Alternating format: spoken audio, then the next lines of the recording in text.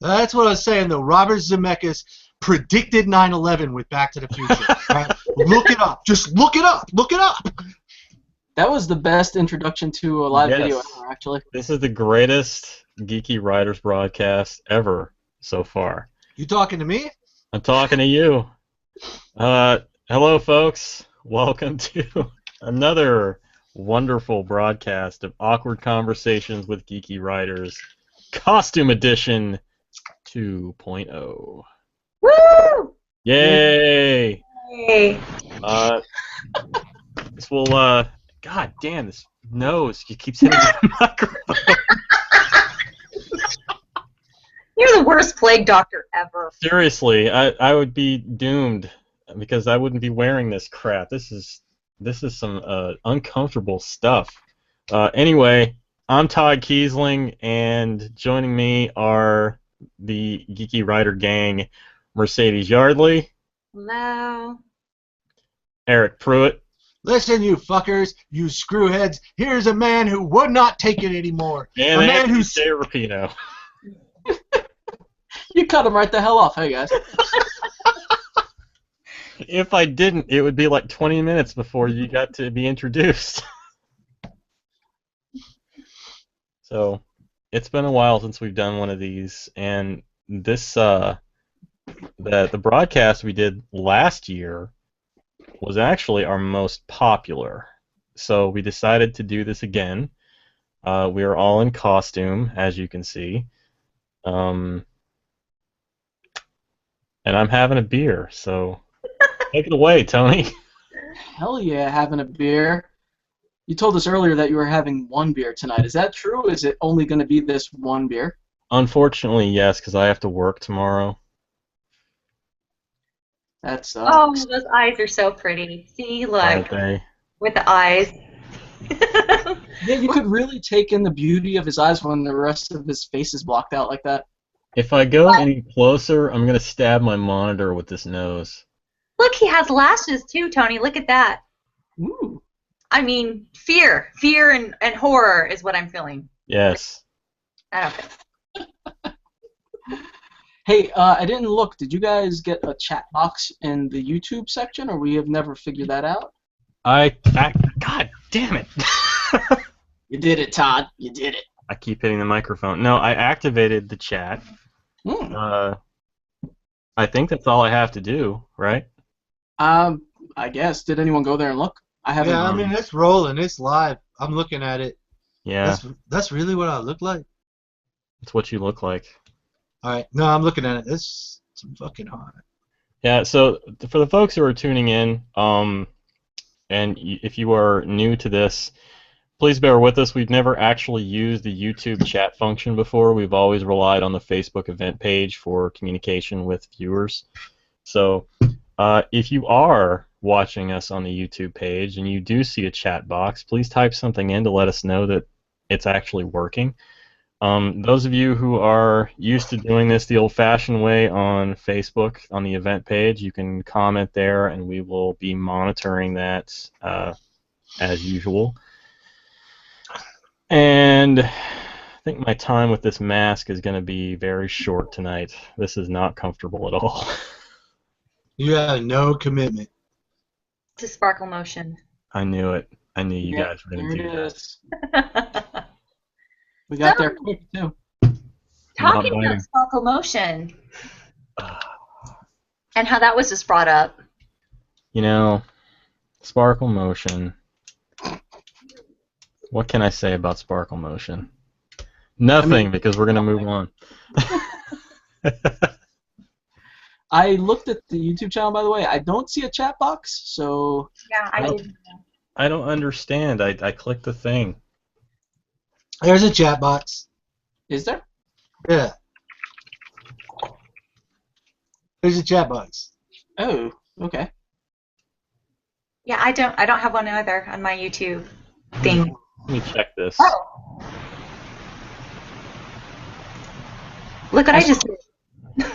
What'd you do? I saw something trying to load on the YouTube page, but I don't know. So That's not the chat box. Those are just normal comments, correct? Oh, I don't know the difference. Oh yeah, that's just a regular comment section where you just post it. That not be the chat box. Well then, fuck me. Wow. Yeah, that's okay. Wow. I don't think we've never had one before. We're gonna just all right. Never mind. We haven't figured it out yet. We're dumb. There goes a great idea. Stick with the. That's it. This is coming off. There it goes. And Todd's costume is dissolved, just like that. Sorry, I can only hit the microphone, the very expensive microphone, so many times before. 5 minutes in, and the first article of clothing has come off. No, they're both gone. He's not even Hezekiah anymore. We're all gonna be naked by the end of the hour. This is my backup plan. This is a bit more comfortable. You had a backup plan. Nice. I want to show you guys I something expected special. that mask was going to be very uncomfortable tonight, so. I have a special accessory for my costume, a Furiosa costume. I have a hook arm. Oh, nice. You should have got one of those retro Terminator robot hand. Yeah, One that's of what I'm those? doing above and beyond. I got a bread hook here, buddy, that was just like in my kitchen. Above and beyond. Arrgh. This is unfortunate because I can't even see anything. I can't read anything on my screen right now. You got so many problems, Todd. I'm so sorry. Well, I would call that a failure. Todd has failed. He has failed for the evening. I don't even know if the show should go on. Dude, has anybody asked a question yet? I don't know. I can't read anything. Nice. And I am not on the page because I always ignore the page. I'm getting there. I'm getting there. I'm slow to. My second computer is slow to help us out, but it will. While we're waiting, though, since we never came up with any drinking game rules, I wouldn't mind if the audience watching would give us some rules for drinking. So try to make them Halloween themed if possible. I don't know how that's. I don't know what that means exactly, but do it. And then we'll drink. Word or something. I brought the whole 2 liter of Coke in, so I can go all wild and crazy tonight. Todd, I'm pulling up the page. Do you want us? Why don't we introduce ourselves first? Yeah. You guys start. Your bug eyes went. Okay. Woo. Yeah, I took them off. I couldn't read anything.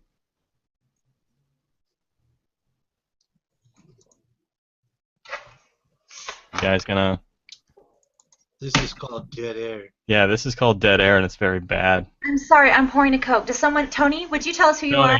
Tell us who you are. Who the hell are you? What are you doing here? What are you doing? I don't really know, you guys. I am Tony Rapino. I am a writer of horror. I am a sculptor of also horror. I am a teacher of English, not horror. Although I scare the shit out of my students sometimes, which is maybe like horror? I don't know. I have nothing to promote except my YouTube channel. If you want to watch all this glory more than tonight, go to my YouTube channel. If you want to be invited into the Candy Corn Apocalypse Army, you can hit up my Facebook page, which I believe all the links are in here, I think. I can't really see it. Yes. Yeah, I'm not trying to sell you anything tonight. I'll try to sell you something later on, though, if you follow me. Eh? Come on, guys. The Madhouse should be out soon. That's right? true, yeah. I just did, I saw your signature was done already when I got the signature sheets, and I got them like a week ago and sat there and signed, what was it, like 200-300 pages that we had to sign? It was a lot. Yeah, I just sat down and banged it out. Where's the meme that you guys created, banging it out? Oh, damn it. I had to clear all that stuff off my phone because I ran out of space. No! Your phone crashed from being overloaded with memes of me. Rapino! Yeah, that's about it. I got throw it over to Mercedes. Okay. I'm reading this. I'm loving this comment that says, drink every time there's dead air. Okay, I'm here. Oh, that works. Echo. Okay. I'm Mercedes and Yardley. I'm just hearing echoes. That's great. I the only book I have out right now, honestly, is Pretty Little, or not even that one, Beautiful Sorrows, because I left my publishing company and took everything down. So everything will be going back up soon. They're editing. I got the edits back for Pretty Little Dead Girls tonight, actually.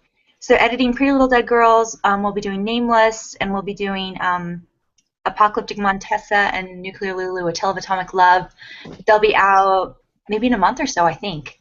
All coming out at one time. There'll be a big release and stuff, and that'll be nice because it sucks being an author and not having anything out. But this was the best, etc., etc. That's it. That's all that's going on. Which publisher, Mercedes? Oh, Crystal Lake. Thank you, Todd. Crystal Lake Publishing. So I went from working with a guy named Joe M. to working with another guy named Joe M. So it's easy in emails to keep it all straight. But yeah, that's it. Right on. Eric? Hi there, my name is Eric Pruitt, and I'm the author of Dirtbags and Hashtags. I also make movies, and my latest one is called The Hoodoo Sweet Mama Rosa. I'm also the star of a lesbian sci-fi web series called Frequency, and a feature film called Where We're Meant to Be, coming out very soon. Those last two things. Thank you, Eric. That was wonderful. Very well done. Oh my God, I love this. Yeah, this is... I before I introduce myself, I just want to say that I've missed you guys very much. I'm glad we can do this again. I missed you too, Todd. There's just the one beer, right? Just the one beer. Okay. I'm not even buzzing yet. Speaking of buzzing, my name is Todd Kiesling, and I am also a horror writer. I wrote this book, A Life Transparent, book 1 of the Monochrome trilogy. It has a sequel called The Liminal Man. That would be book 2 of the Monochrome trilogy if you're keeping count. And I also have a short fiction series of horror stories called Ugly Little Things. Ugly Little Things Volume 1 is available now. I also, aside from those things, like Tony, I don't really have anything to promote, so instead I'm just going to be doing shout-outs and various promotions of other people's work this evening because I'm a nice guy. Some of mine, too, please. Some of Eric's, too, please. So that's me. And that's Mercedes, that's Eric, that's Tony. We are the Geeky Writer Gang, and we're glad you are joining us this fine Wednesday evening. We are going to be doing, some of us are doing a giveaway for best audience costume, right? Eric, that was your idea? Oh, yeah. Oh, yeah. Get your costume britches on. Yeah, so if you are dressed up with us this evening, we want to see pictures. Please keep them PG-13. I don't want to see. I don't want to see unmentionables. I really, really, really don't want to see unmentionables. And if Christopher G. Moore is out there, that goes doubly for you, sir. He's only 25% of us, by the way. So yeah, we will post details on that, I guess, later on this evening. We usually go about 2 hours, so about 10 o'clock Eastern time is when we'll call it quits. Sometimes we run over, sometimes we don't. I usually leave in shame midway through. So. She does, and it's okay. And we're glad you can spend time with us. You know, as much or as little. You know, we're glad to have you. Thank you. Thank you. No problem. I was here on time and everything. She was, believe it or not. She was 30 minutes early as opposed to 30 minutes late, like that one time. Well, we didn't hear, time. Acknowledge it, though. I feel like there should have been like confetti or something. Hey, everybody! Mercedes is here. Yay! We're all just like, thank goodness, this has just gone to pot. We need you. Well, it's usually it's me, Tony, and Eric just sitting here like, so, what's up, guys? How you all doing? We need an adult now. Mercedes is supposed to be here. We know you really want to tune in because she's going to be here. But she's coming, we promise. I really have things to add to the conversation. I'm like, I want to show him my puppy. That's what I want to do tonight, is show him the puppy, So I like one of these suggestions is whenever we have dead air, we take a drink. Okay. I think we do that anyway. I've been drinking pretty much nonstop, so it's whenever we do these drinking games, like in the I think have we done drinking games in this one, or is that in my other hangout we do that? You're getting us mixed up with your other friends, Tony. You traitor. My other friends? Not only is he cheating on us, but he's so blatant about it. I don't know what you guys are talking about, but I basically just drink more, and it's not a good idea. It's not good. So. We have our first question. Lies. Robert Walters asks, question is time sensitive, by the way. I got this one, guys. I got this one. Bob, first thing you need to do is take some more acid. If you can feel it, then you haven't taken too much. But if you don't feel it, buddy, you're in for it. Do you see bats anywhere? If you can see bats, you're on the right track. Second thing you need to do, man, is get you some Creedence Clearwater Revival and turn that shit up. I'm gonna drink. There you go. Take a drink. There it is. There it is. I like you, Mercedes. Yep. What are you drinking, by the way? Are you drinking soda? Me? Yeah. Yeah, Coke. Okay. Coke Zero. Coke Zero? Yeah. Not Pepsi free? I hit the hard stuff, man. That cake I was showing off earlier is also a Coca-Cola cake made with Coke. So, a cola. Oh, no. Oh. I know. I think I'd really probably get more done otherwise, but So, do we have any Halloween things to talk about? Do we have any Take a Halloween drink. things not to Take a talk drink. about? Drink? What? Okay. Mm. no, I think Eric is disapproving of our drinking. He's shaking his head in disappointment. You talking to me? I'm not talking to anyone. You must be talking to me. Hey, who's got their sound on? It's making it all echo. Is that... It might be me. Just a minute. I don't hear an echo. So Such it a might hard be time me. keeping. You never got your earbuds sorted out, did you? No. Hmm. How's that? Better? There's still an echo. Maybe it's me. Oh, it sounds Yeah. awful. I hate this. You're in my ear. You're in my head. How about now? Nope, still an echo. Not me. Well, I guess we're just going to have to live with it, guys. This is a nightmare. I hate having you in here. Is it still echoing? I put mine in. Oh, Tony was the There we go. culprit. It was me? It was you. My God, that's the first time for everything, I guess. It's Now I always been gotta you, sit here Tony. with these freaking things in. I can't take it, man. I should have realized when I didn't hear the echo and everyone kept saying there was an echo. I was like, what?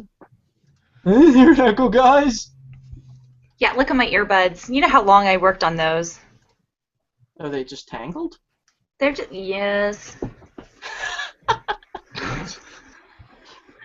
I have things. I have mad skills, and I have stuff that I just totally suck at. All right. So Halloween, Tony, Oh. you're Mr. Halloween. That's what I've heard the kids call you.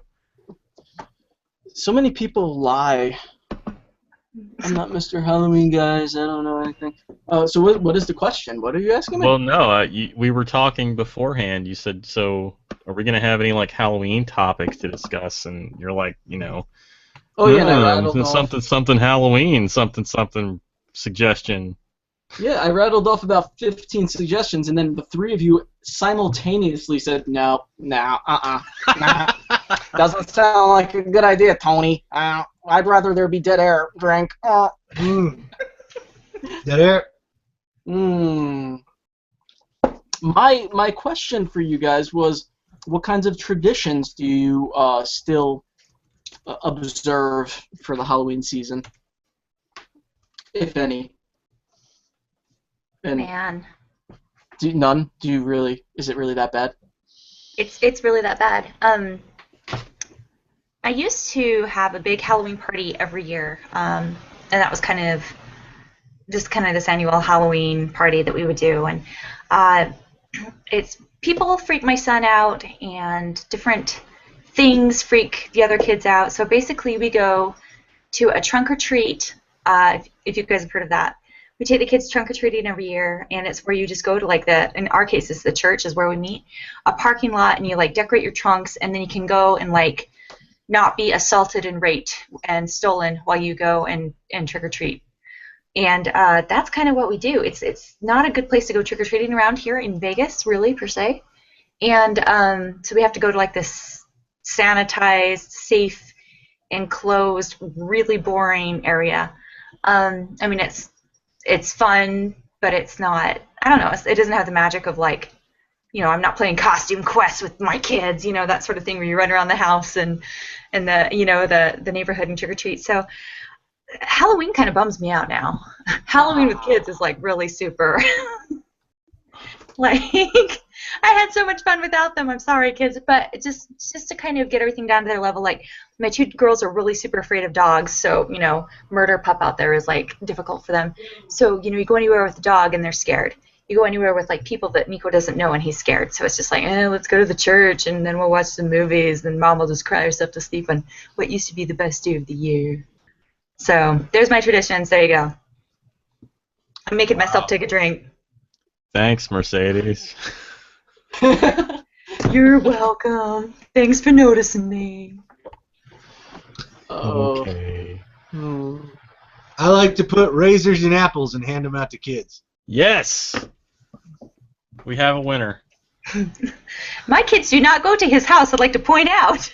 Oh, neither do most of the kids. In fact, the kids around up and down the neighborhood call my house trigger warning.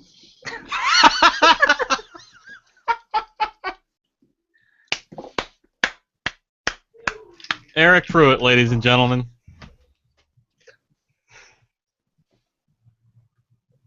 Okay, drink. This is awkward. Dead air. Take a drink. It's an awkward conversation with geeky people. Yeah, imagine that. Hey, we deliver what we promise. It's true. Jeff Fox just posted a terrifying photograph of me. I gotta see. Jeff. I gotta see. Todd, use your words. Use your words. What does it look like? It's a photo. As if I'm saying. No, as if Mickey Mouse is shushing you. That too, because this. Speaking of trigger warnings, that takes me back to that time that Mickey Mouse inappropriately touched me at Disney World. Show us on the doll, Todd.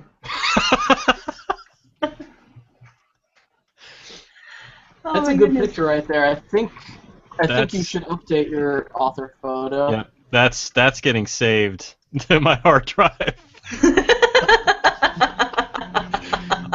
What'll happen now is that I will set that as my profile photo, and then all the folks in my family who don't pay attention to any of the things that I do writer-wise, and especially as broadcasters, are gonna be like, "What does this mean?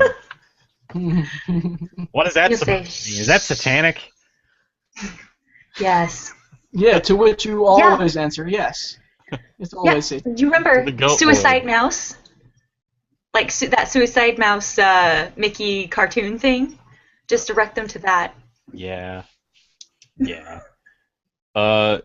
Halloween traditions. I don't really do much in my adult years. We decorated our house. It's got cobwebs and stuff, and I told Erica to take a picture, but I don't think she did.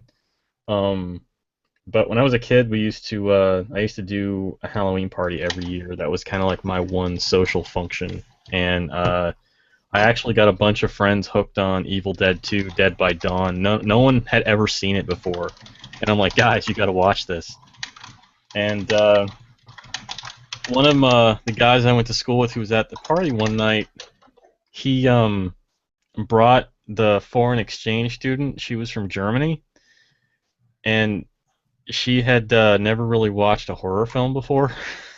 So the scene in Evil Dead 2 where the guy steps on the demon's head and the eyeball pops out and flies across the room and lands in the woman's mouth, that terrified her. And I'm floundering because that's pretty much all I remember. That's enough. How can somebody from Germany have never seen a horror movie? Like, don't they have like? I don't know. Do they just not watch like history documentaries of their own country? Is she? Wow. 26 minutes in, and we brought up Nazi Germany. I'm not touching that one, guys. Shit, you're on your own. Back to Facebook. No, Tony, tell us your traditions, Tony. I feel okay. I'll tell you guys. I'm starting to wonder how we're even friends. You're all like, we don't do much for Halloween. What? Oh, you hurt my dark black heart. Oh my god. I forgot to mention the watching horror movies all month long thing. I still do that. Well, there you go. There's something. I do that, but I do that anyway. Yeah. You know? Well, that's true. Halloween is just such a part of our lives, Tony, that it just makes it into everything we do. It's not a 1 month thing. We celebrate Halloween in our hearts all year round. Every day is You're Halloween, making me very guys. happy now. I'm still happy, guys. Yeah, that's huge for me. Are the Halloween marathons or horror movie marathons? Huh? Sorry, because nothing. It's okay. It's okay. I think I paint threw them off. Sorry.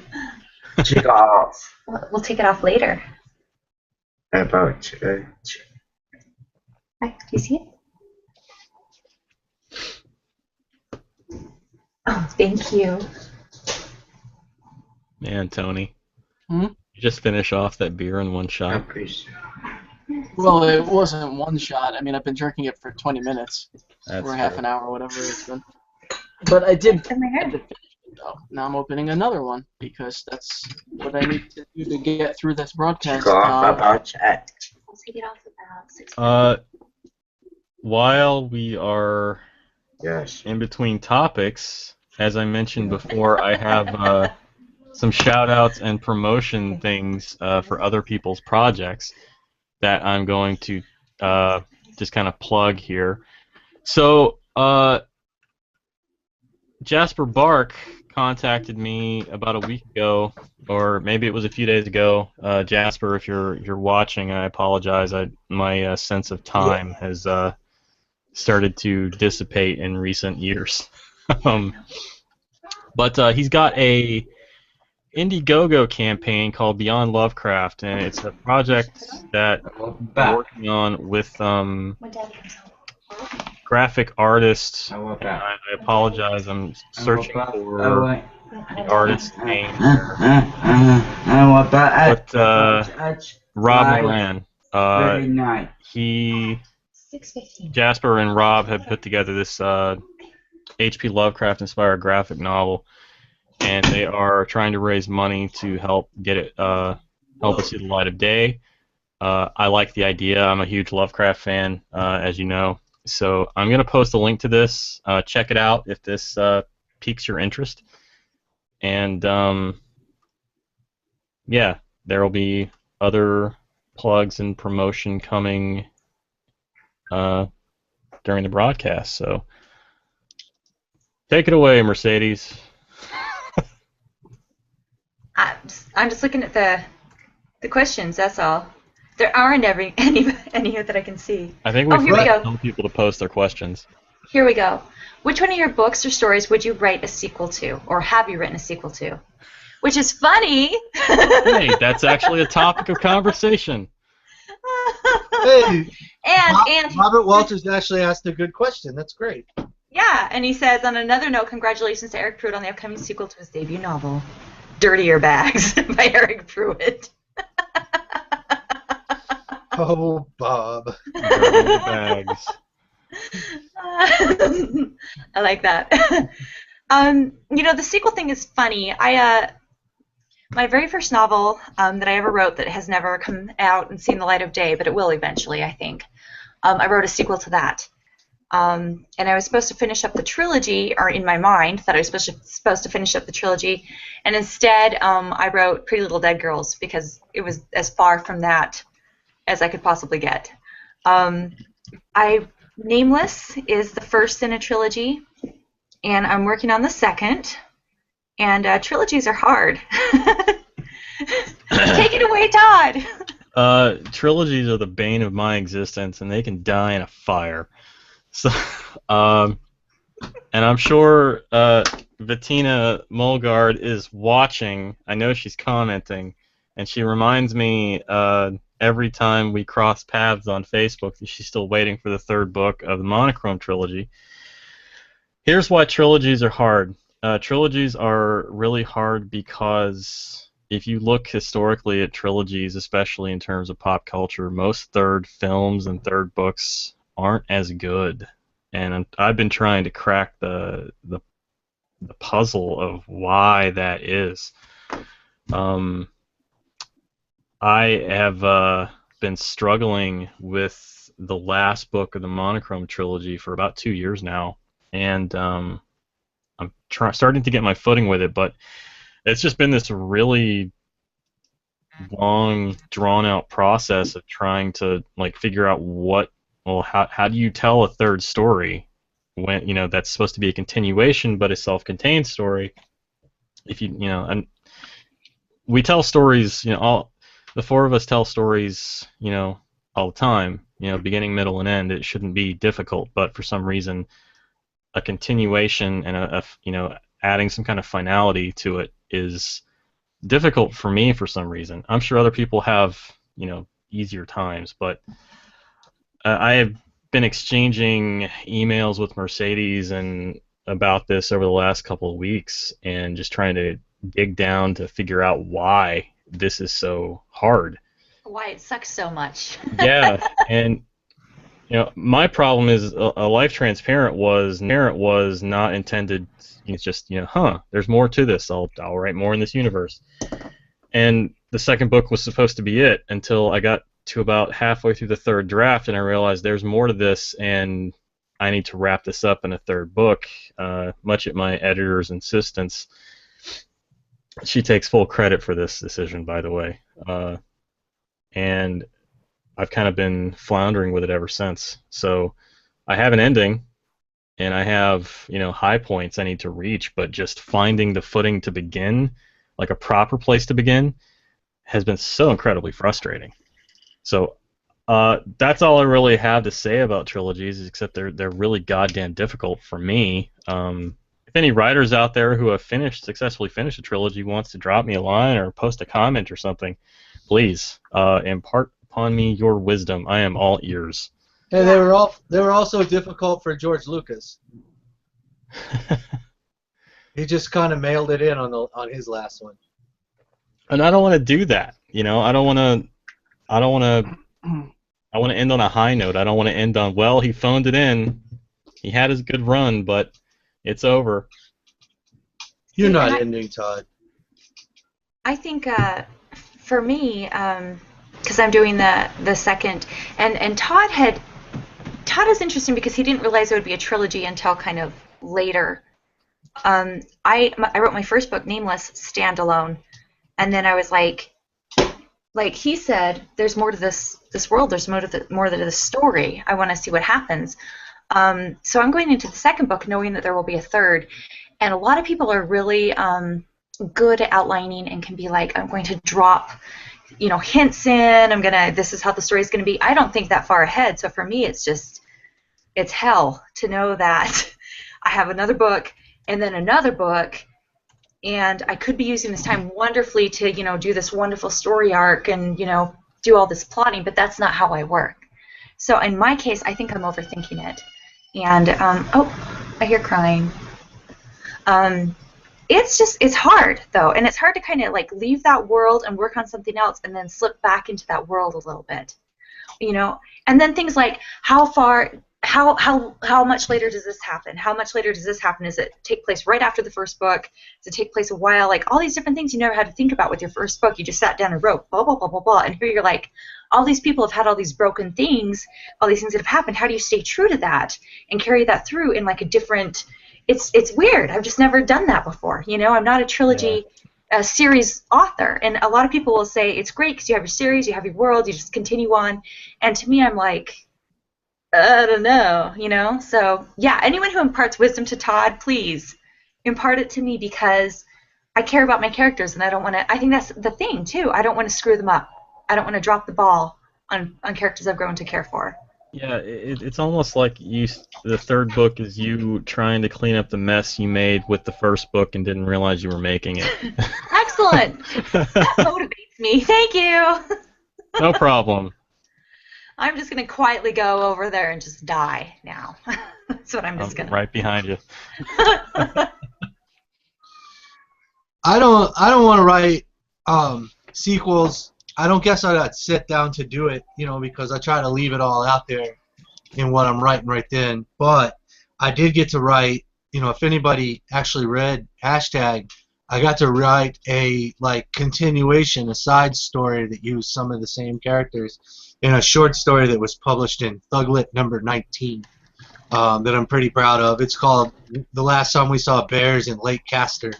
And it's got several of the same characters. It's the same setting. They hang out in a diner for a good portion of hashtag, so we're back in that diner. And that was a lot of fun. But I don't think I could actively write a sequel just because I'm wetting my pants trying to get into something all brand new half the time anyway. So I have no advice for that. Oh, here's something from Donald Brawley. I'd like to see a collaboration called Pretty Dead Transparent Dirtbags at the End of the World. Yes. I'm down. Pretty Dead Transparent Dirtbags at the End of the World. That is the best title ever. It's kind of amazing. I'm in. I commit. I would totally do that. I'm down. Okay. It's going to happen. Dirtbags at the End of the World. Wow. Boy, I want someone to make the cover for that. Piper Kessler commented and said Sharknado 3 is the best so far, so there's that. It didn't really have far to go to be the best. I don't know. It doesn't Two-Headed begin Shark Attack was pretty awesome. It doesn't even touch Megalodon 3. So,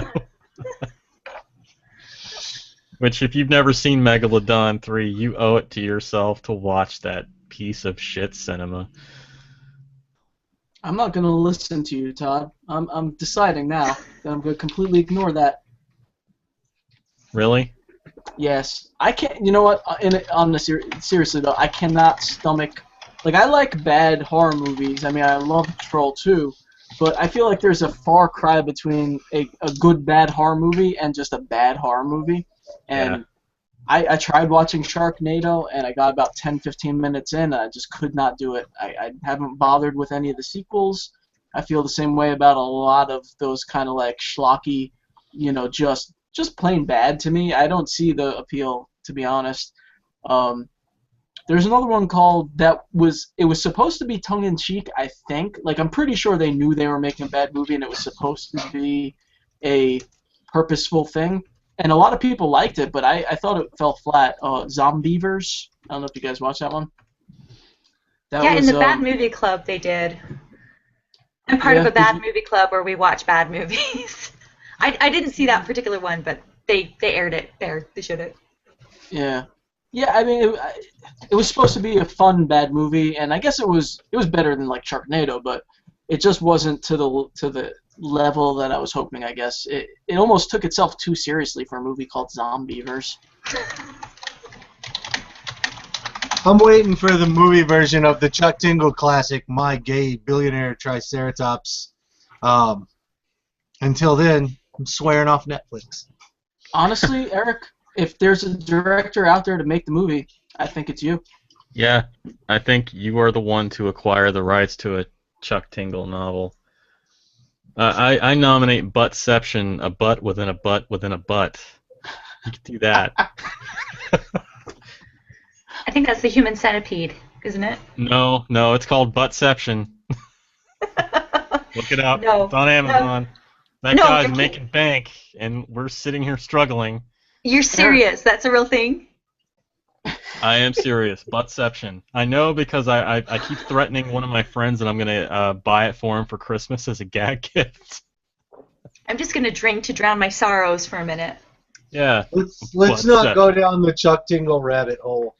We'll never get out. No, we won't. That's a conversation without end. It just keeps perpetuating itself. Last time y'all tricked me into downloading one. You did, didn't we? We tricked you good. I Just forgot like about a that. turtle being put into. I'm sorry. What? Did you ever read it, Eric? No.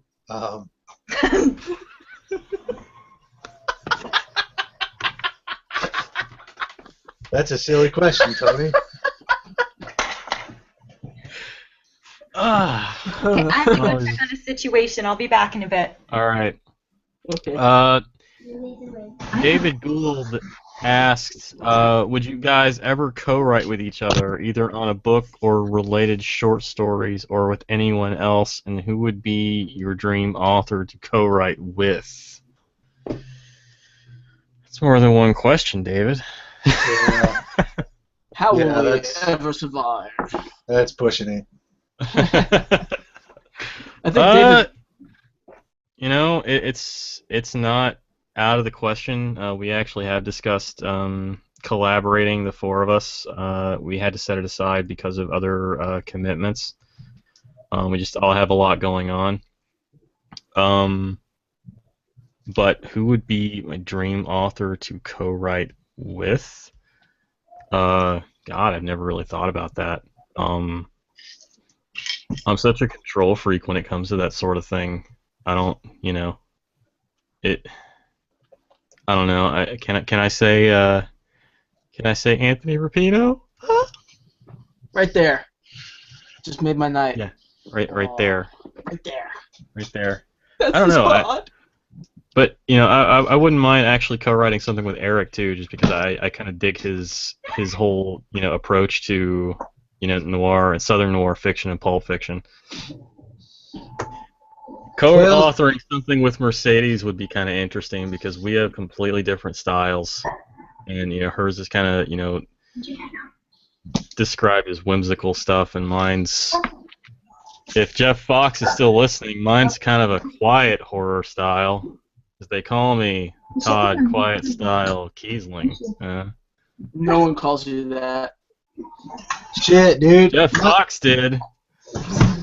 My answer was going to be Ann Coulter, but then when you started talking all that nice shit, yes, my answer would be Todd Kiesling. There you guys go.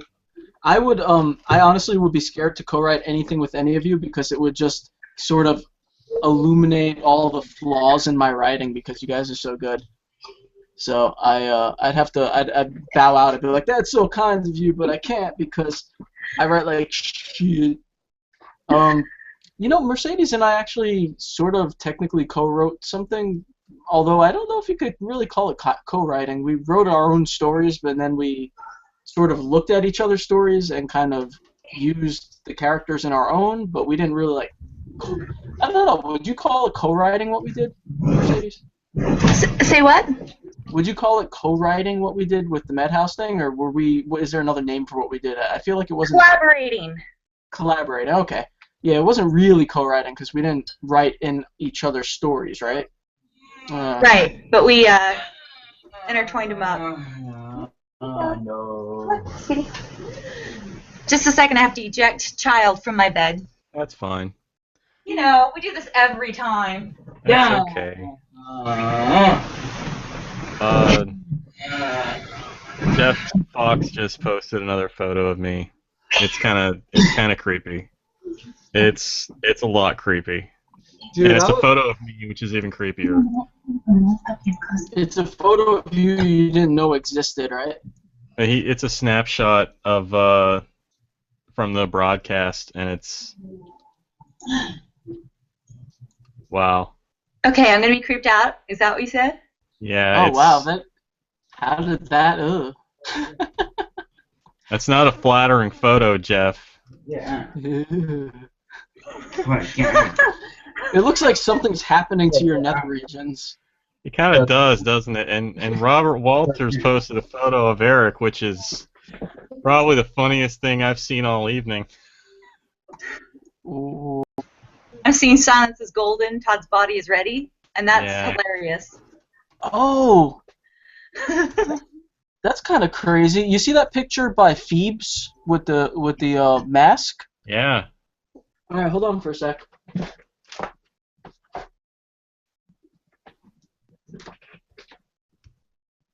Sorry, it's kind of hard with the earbuds, but I was just looking at that photo and there you go. There. Is that It's the same?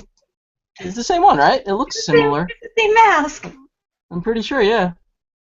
That's crazy. That's awesome. It was made in China by Easter Unlimited Incorporated. You guys needed to know that. I know you needed to know that. I can sleep tonight knowing that. You know what you need to know. Can I do another shout out? Is that okay? Mm-hmm. Uh-huh. All right. I guess. Those of you who are familiar with author Armand Rosamilia, he's a horror author who writes a lot of zombie fiction, but he actually has a book that is up for the Kindle Scout program, and I don't know if this just went live today. Today's the first day I saw anything about it, but you can actually vote. You basically vote for books that you think are interesting in the Scout program, and they select like 3 or 4, and they basically get a book deal with Amazon's imprint, which is pretty cool. So I'm going to post a link to this. You just need to have an Amazon account. You can vote for it. The book is called Dirty Deeds. If you're familiar with the AC/DC song, you'll get the reference. But it's kind of like a crime thriller, which is kind of interesting because Armand is, from what I'm familiar with Armand's work, it's mostly just straight up horror fiction. So I'm going to post this, and you guys can check it out. And somebody else talk for a minute while I post this, because I can't do both at once. I just want to watch him suffer. Yeah, I love that you guys have the same mask. I still can't find that picture. It's not real. What picture are you looking for? A creepy picture. Of Todd? I don't know. It's Most Silence is pictures are Golden. kinda creepy. No, see, I didn't think that was creepy. I thought that was just awesome. The Silence is Golden, Todd's Body is Ready photo? Yeah, I thought that was a wonderful thing. My body is ready. That was picture suggests your body is not ready and that you're actually quite constipated. My body is ready. He's alive. Stop it. I'm wearing earbuds and that's just freaking me out in my ears. You hear Right that? inside my ears. Right? No! I'm gonna play it on a loop tonight when I'm trying to go to bed. Trying during to the go to rim. bed. Right Is during that, the is REM that the cycle. creeper voice? Is that what freaks you guys out? Is that it? Don't freak me out, buddy. So I want to know if it's okay with you guys if I bring Murder Dog in for a second. Murder Dog. You have to only if you explain why you're calling him Murder Dog. Well, I have a crying child again. I'm like, you other two take care of her. So we have this, we call it the puppy portal in our backyard. We get this, all these strange random animals that end up back there, like rabbits, and we have 4 chihuahuas. I don't know how. All these different animals. And I live in Vegas, so it's kind of unusual to have a whole bunch of random wild animals there. And we get this super cute little dog I think he's a pit bull Labrador mix is what he looks like. And we're looking for his owners. I've done the lost and the found dog, and I'm putting out flyers. And he's not microchipped, and I took him to the vet already and things like that. Well, he ate one of my chickens. And that made me very sad because I love my chickens, but he's a dog, so I can't be mad at him, but I was sad. And then he went after the other one, so I gave the last chicken, Jessica Fletcher, I gave her to my friend who has a flock of chickens, so Jess has a place to live. So we have this dog that I really want to keep, and my husband's like, be realistic. But I want to bring him in to show you because he's just darling. But yeah, we call him Murder Dog, and he loves me. Hey, Pops, come here. Come here, Murder Dog. Come on. Murder Dog. I like any animal that knows enough to kill. That's every animal, Tony. No, it's not. Some domesticated animals are too stupid. Hi. Oh my Murder gosh. Dog, I can't see you. It's going after. Oh! Ah, it's trying to murder your face. It's going after Tony. He's like really interested in Tony.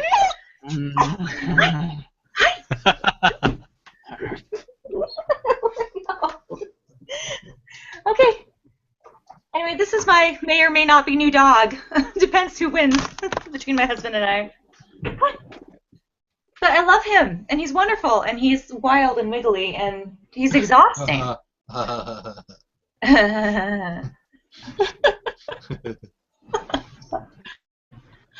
Oh, you guys. Yes. And I'm going to take him out on Halloween and have him bite people. Ooh, There you go. That's what I'm going to do. yes. That's my new Tradition. Puppy. Now you do. Huh? It's okay. So, don't tell me he was in the house, okay? Puppy, that's my closet. Come on. What do you have in the closet that's causing him to bark? What? I said, what do you have in the closet that's causing him to bark? You're a cat. I don't even want to know. My house has been trying to kill me. Probably ghosts. Scorpions. Scorpions. Box of spiders. Oh. Yeah, this is a house of misery. We're having electrical problems. Seriously, puppy. What? You're freaking me out. This is a Halloween mystery. I like Halloween mysteries.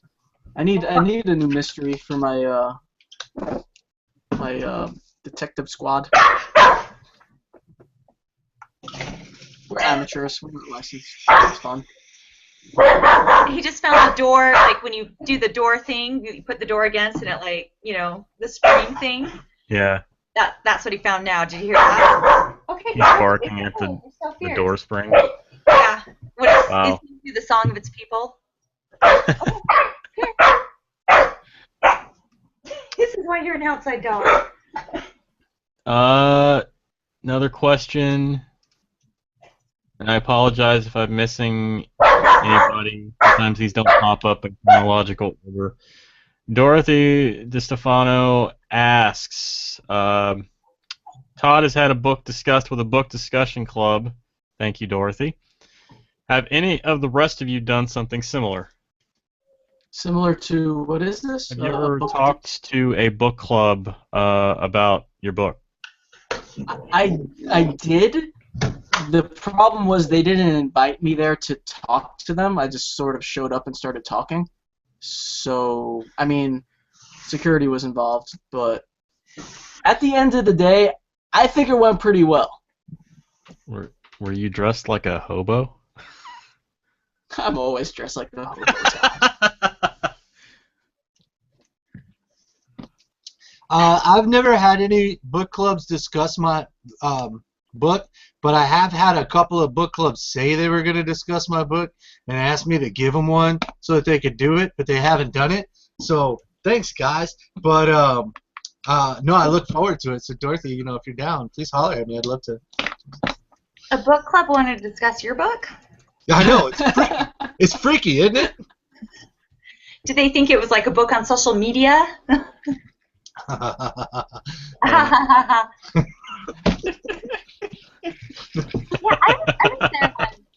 I was there when a book club discussed my book, and they were really, really sweet women, and they were reading Beautiful Sorrows, and I think they all hated it, but were too nice to say so. They were like, it's really hard to discuss a short story collection. I liked the characters, all of them, a lot. And I was like, it's cool. You know, you don't have to like them all, but it was cool to be there. And they gave me like a plant with like a Barbie doll stuck in the dirt somehow. It was they're very sweet and it was a little strange, but I don't ever want to be there for that again. How is this a thing? I've never heard of this. So authors like, what do you like? Sell your books to a book club and then you show up and like discuss it with them? You can, or they select the book for their monthly reading. Like they'll select 12 books a year, and every month they'll read it and set aside a time to discuss it. And then sometimes they'll invite the author to come in and answer their questions. It's basically like a live Q&A, but to a captive audience. Did they pay you? No. Well, they buy your book. I mean, that's sometimes they ask for your book for free. I don't remember. I did the thing with Dorothy's book club. God, I don't remember how many years ago that was. Was that 2011, 2012, something like that? Yeah. How did this come about? How did you end up doing this with the book club? Dorothy invited me. She has been following me on Twitter for several years, and then eventually to Facebook. And she read my first novel, Life Transparent, and really liked it. So she conned her book club into reading it, I guess. And you didn't know ahead of time. I wrote up like a reading guide, like a list of questions that I would want to be asked about the book, and I sent it to them, and basically I called in, and there was like a conference call, and I don't remember how many people. There were quite a few people on the line, it seems like. They were asking me questions. Some of them dug the book, some of them not so much. I think one of the first questions I got asked was like, what is Alistair Dullington, who is that he's like kind of like one of the main antagonists in the series, like why is he so interested in Donovan Candle? And I just straight up said, I can't tell you that. And she's just like, oh. But I had to explain why I couldn't tell her that, but it was still pretty funny. Like it's kind of an odd thing, like you're talking to people who've read your book, and they have no preconceived notions about you or your feelings or anything like that. They're gonna either gonna be honest with you or they're not. And I generally, it was a pretty positive experience. Although I will say I invited them to discuss the second book, and if I recall correctly, Dorothy, they were not digging it so much. That got awkward fast, didn't it? Nice. They're like, yeah. Do you think it was more like the book they weren't digging, or was it like you? Probably as a person? me. They're like, what would you be doing if you weren't an author? I'm like, I want to dance. Interpretive dance. I want to dance. I'm Go ahead, sorry. Tony. Oh, all right. Thank you. Okay. No, Dorothy is clarifying on the comments here. She was a beta reader for the second book, and we Skyped, and she says, I am brutally honest, we had turnover, and now it's all old ladies. Not my target market. I don't know, man. I think you kind of have the old lady market under your belt. Do I? Don't you have like old church ladies reviewing your books? No, Christian ladies. You guys are going to bring that up, aren't you? I just did, man. What? What's we already up? brought up Sparkle Motion. We have to move on to this.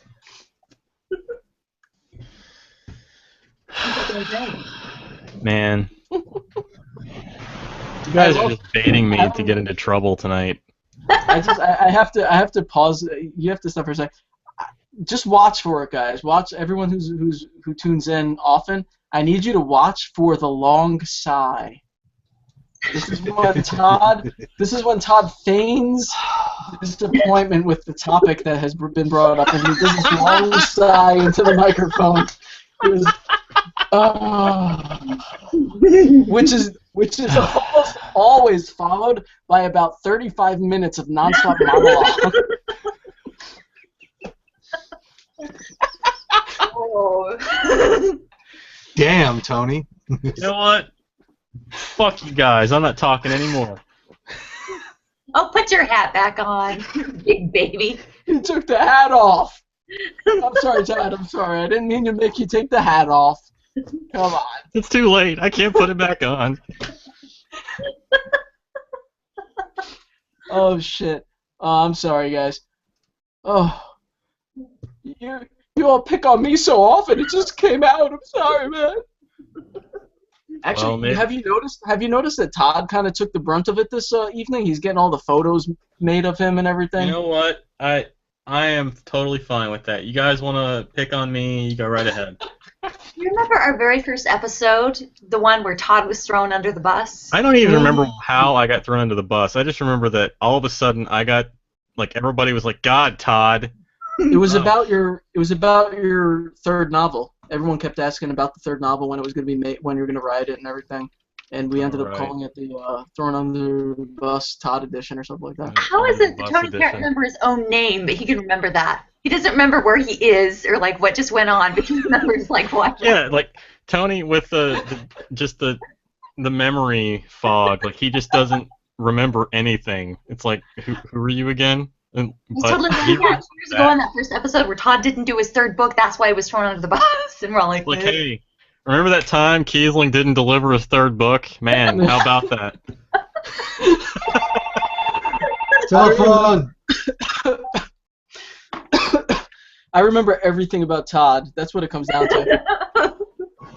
He has his diary to keep it fresh. You know, I have a class. We're into midterms.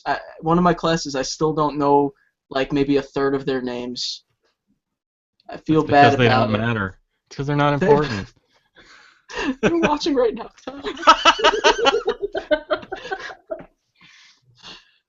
Oh God. What were we talking about? Where did this stem from? We were picking on me, I believe. He was what we were really talking about was book clubs. Book clubs, yeah. Book clubs. Yeah. But Thank you, Dorothy. I'm going to give you a good little piece of advice that somebody told me that I have yet to take, but it sounded like great advice. And what I plan to do with the book club, the ones that read my book club, is my book for the book club, is I wanted to ask them kind of what their questions were, and then put a list of their questions on my site. And that's a good way to kind of, if you're looking for a book to read, for a book club, here's this one, here's a list of, previously answered and written questions. But I just kind of didn't have any. So I need to try it with another book, but now I'm super gun shy. They're just like, this was really, there were people and they were great. And the people did things and all these stories, interesting things for the most part. So I would suggest it with a novel and not a collection of short stories if you're going to go book club route. I don't know if I'd be able to do a book club, to be honest. I'm kind of old school with my writing in the sense that I don't like to talk about it in too much depth. Like if someone had like a question about, I don't know, something like surface, I don't have that much of a problem talking about, but I really like the idea of, Todd and I talk about this a lot, about our kind of delusion of grandeur with like literary techniques and stuff, and I still kind of like. We didn't talk about that. We never talked about that. Your other friend. The other Todd. The other Todd. There are no other Todds, Todd. There's my arch nemesis, the Todd with one D. Oh, Todd. Oh my God. But no, I kind of don't like to talk about, like, I kind of like the idea of like interpret it as you will sort of thing, and like not explaining it necessarily. And if you pick something out and you think that I did it on purpose, maybe I did, maybe I didn't, but I'm not going to confirm that or deny it, that kind of thing, which I know is totally like, it's ridiculous, but whatever. You know, it's archaic, but it's awesome, and I miss that. Like, this is something I go back to a lot. I miss the time when authors and their works were separated. You know, and you'd read like a book and not really know anything about the author, and not have to be like, well, I don't know if I believe with this, I believe this author's political views that have nothing to do with the story, and if I should boycott this book because of this thing that they did. When there was that separation. I mean, I miss that. There's my long sigh. Long sighs. Speaking of long sighs, Robert Walters just posted a photo of Anthony Rapino as Superman. As Superman? How did that happen? And he's basically, man. Bob Walters needs to be like our meme sergeant. You know what I mean? Just take that over. Bob and Jeff Fox is pretty good about making just found memes it. too. I just found it. I can tell by your reaction. You found it. Oh man, Tony, you're losing your job. Yeah, Tony's like, he's like, you better start biting that pillow, little boy. Oh, jeez, look at this. Yeah, I just found it. And Tony found it. My face is on fire in one, which I kind of dig. It's almost like a Ghost Rider sort of thing. We can make that happen. But the second one, man, just comes a little too close to reality for me. Comes we gotta look a little too close. I mean, what is he? What is he spying on me? What's going on? No, that never happened. I have to say that now? Has it gotten that bad with the memes that I have to tell people? Never happened. That's pretty funny though. My job is gone. You will be homeless. You're dressing for your future. You're dressing for the job you want to have. I've always been a fond of the bindle. I would like to bindle living. Hashtag bindle living. Realize, Tony, that you. Why is my face on Eric's screen? I don't know. I think he's turned the camera around to see me about to sodomize this young man as Superman. I mean, the kid is crying, but he also kind of looks like he's accepted the fate a little bit. Is this? I get the impression it's not the first time this scenario has happened, based on the look on his face. So obviously I know my face is photoshopped on that, but is that like from a comic or something? Was that an actual? Is that an actual panel from a comic or something? Well, it's from one of those. It's when Superman was like dead and broke into 4 different Supermans. This one was the 5th one. People don't talk about it very often. It's kind of hush hush. I hear you. Okay. This is the one where they were like, you know what? Let's just bring Superman back alive and stop this shit right now.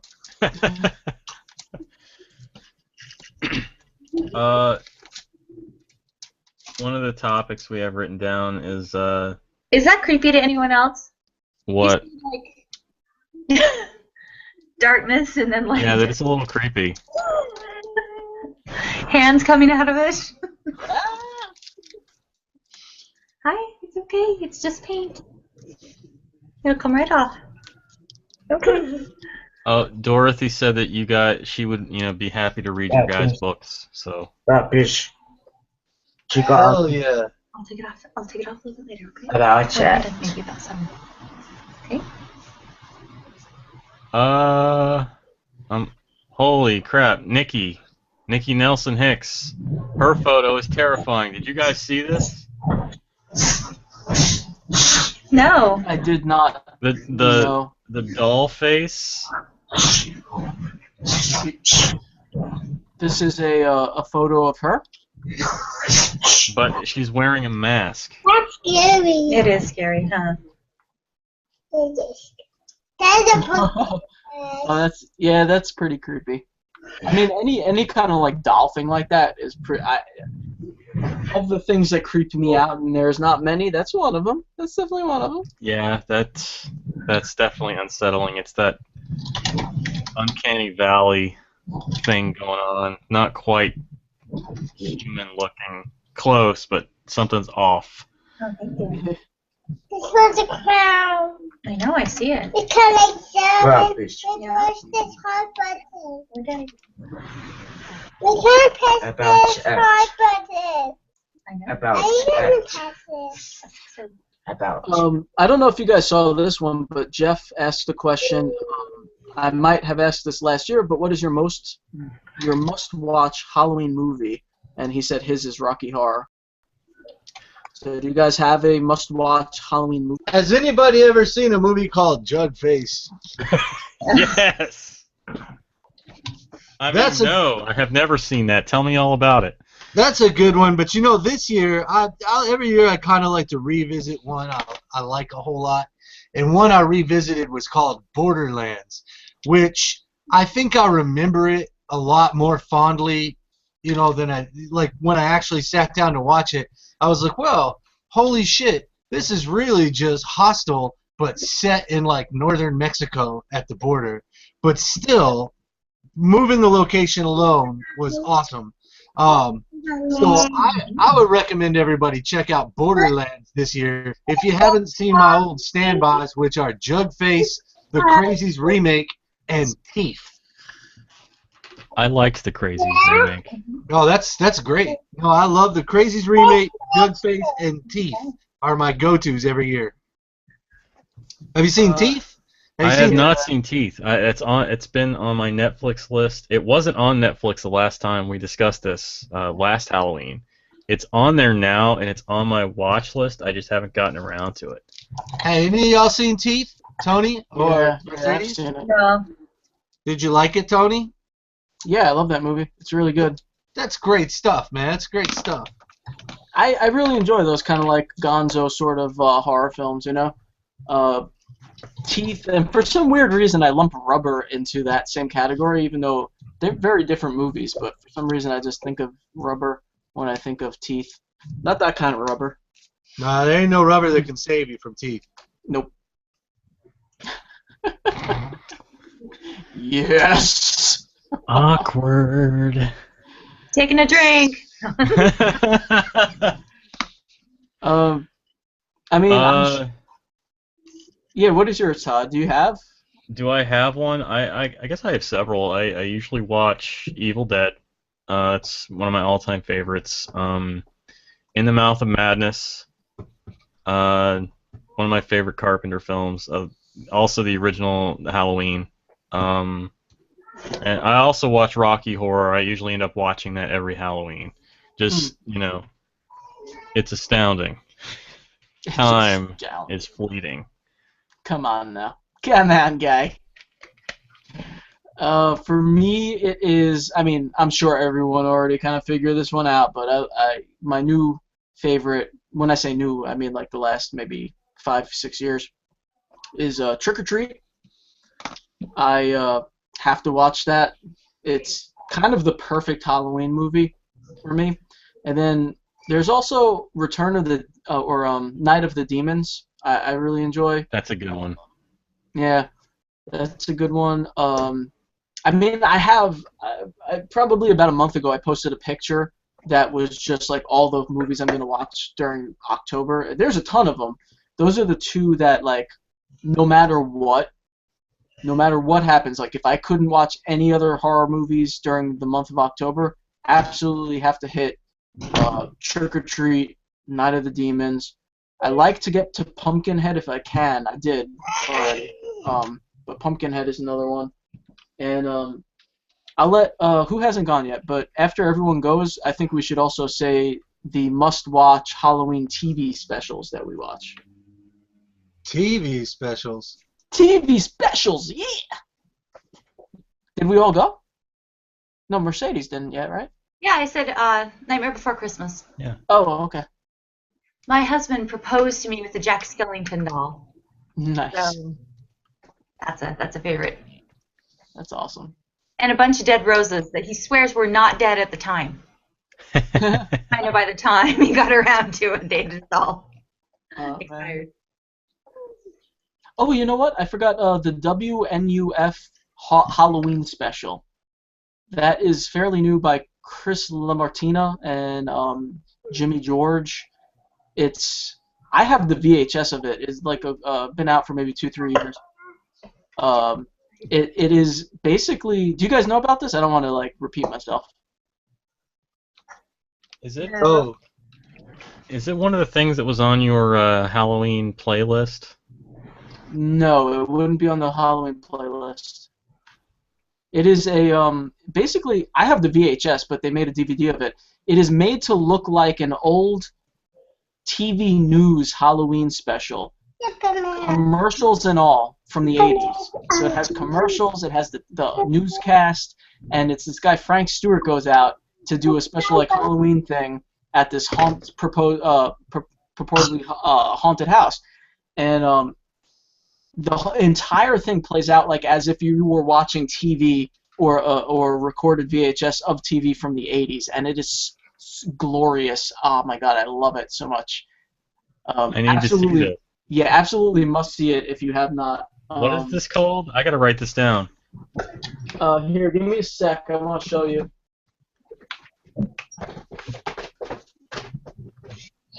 All right, so I have, like I said, the VHS of it is sold out from a while back, but it's the WNUF Halloween special.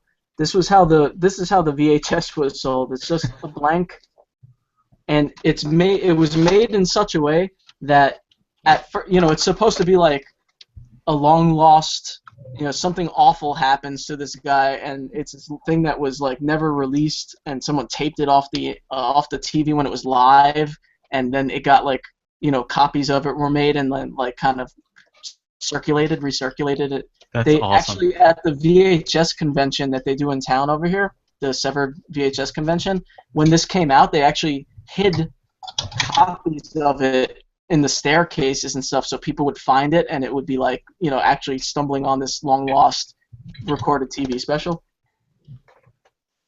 Absolutely amazing. I mean, if you're into retro, if you're into like the 80s and Halloween and stuff like that, it's just amazing. And I should mention, since we are plugging other people's stuff, they actually just released a sequel to this as an album. It's the Support the Frank Fund, WNUF Presents spoken word Halloween album, and the whole thing is like that he went missing. The reporter goes missing, and the whole thing is that this album and cassette tape, they sell it as an album, cassette tape, and digital download, was made to raise money to try to find Frank and the people who went missing during the broadcast that's on the VHS tape. That's awesome. Yeah, I love that stuff. Look at Tony giggle. He's all excited. Yeah. Doesn't it just make you want to tuck him in? Just be like, I wouldn't, you know what? I wouldn't deny you the chance to tuck me in. I would like a little tuck in. Let's do it. Like I said, I have the blankets. Eric will sing you a lullaby. love, exciting and new. Todd will tell you a story. Come aboard. And then you'd all Expecting you. Tell you all about what's leave going to me there happen. under the bridge. We need a camp out. We need 4 of us camping out and recording it and setting the tents on fire and being chased through the wilderness by wild animals and demons. Jesus. You know what? That sounds like a good time. It kind of does. I'll be I there dig next year. I'm just saying. Todd and I were actually that close to being able to do. We went to that drive-in where they did the camp out. We could have camped out. We could have camped out, but it was cold as shit that night. I don't know. I don't think any of us were really going to, but No. there was the opportunity was there. Yeah, you guys. We should all go to the Island of the Dolls and go camp out. I don't know about that. Island of the What is the Dolls. Island of the Dolls? You never heard about the Island of the Dolls? Oh. Oh, dude. Go look it up right now. Go look at. Someone post a picture of the Island of the Dolls. I'm doing it. I forget where in the world that's located, but there's this island. Mexico. Yeah. Of And course, Mexico. This island where apparently this spirit of a little girl. She had drowned there, and all these people brought dolls and would like nail them to the trees and hang them to the trees and stuff to placate this little girl spirit thing. And so all these dolls are out there, and their eyes like are all jacked, and it's creepy. It's creepy looking. So I think that would be a wonderful place. Jesus Christ! There's no wonder Trump wants to build a fence around that shit. Yes, it's to keep the evil It's doll to keep the spirits doll out. population to a minimum. But I think that would be a lovely thing. Can you just see us there? All right, I'm down. Okay, good. So after we I write guess- transparent paper dirt bags of the world, Yeah, after we're all billionaires. we'll just have like one big mansion on the island of the dolls. Yep. I'm gonna do another shout out since yeah. Nikki Nelson Hicks. I mentioned her with her creepy as hell photo with the doll face. She had a recent release, the third book in her, and I know I'm gonna butcher this because it's a weird name. The Accidental Detective series featuring the character Jake Ishtenhedge. Is that it? Did I do it? Ishtenhedge? Jake Ishtenhedge. The third book is called... actually, it's they released a paperback, and I have it, but it's on my shelf at the moment. It's the Volume 1. It includes the first two stories, which was a chick, a dick, and a witch walk into a barn, and... Where's the other one? I had it pulled up, and now I can't find it.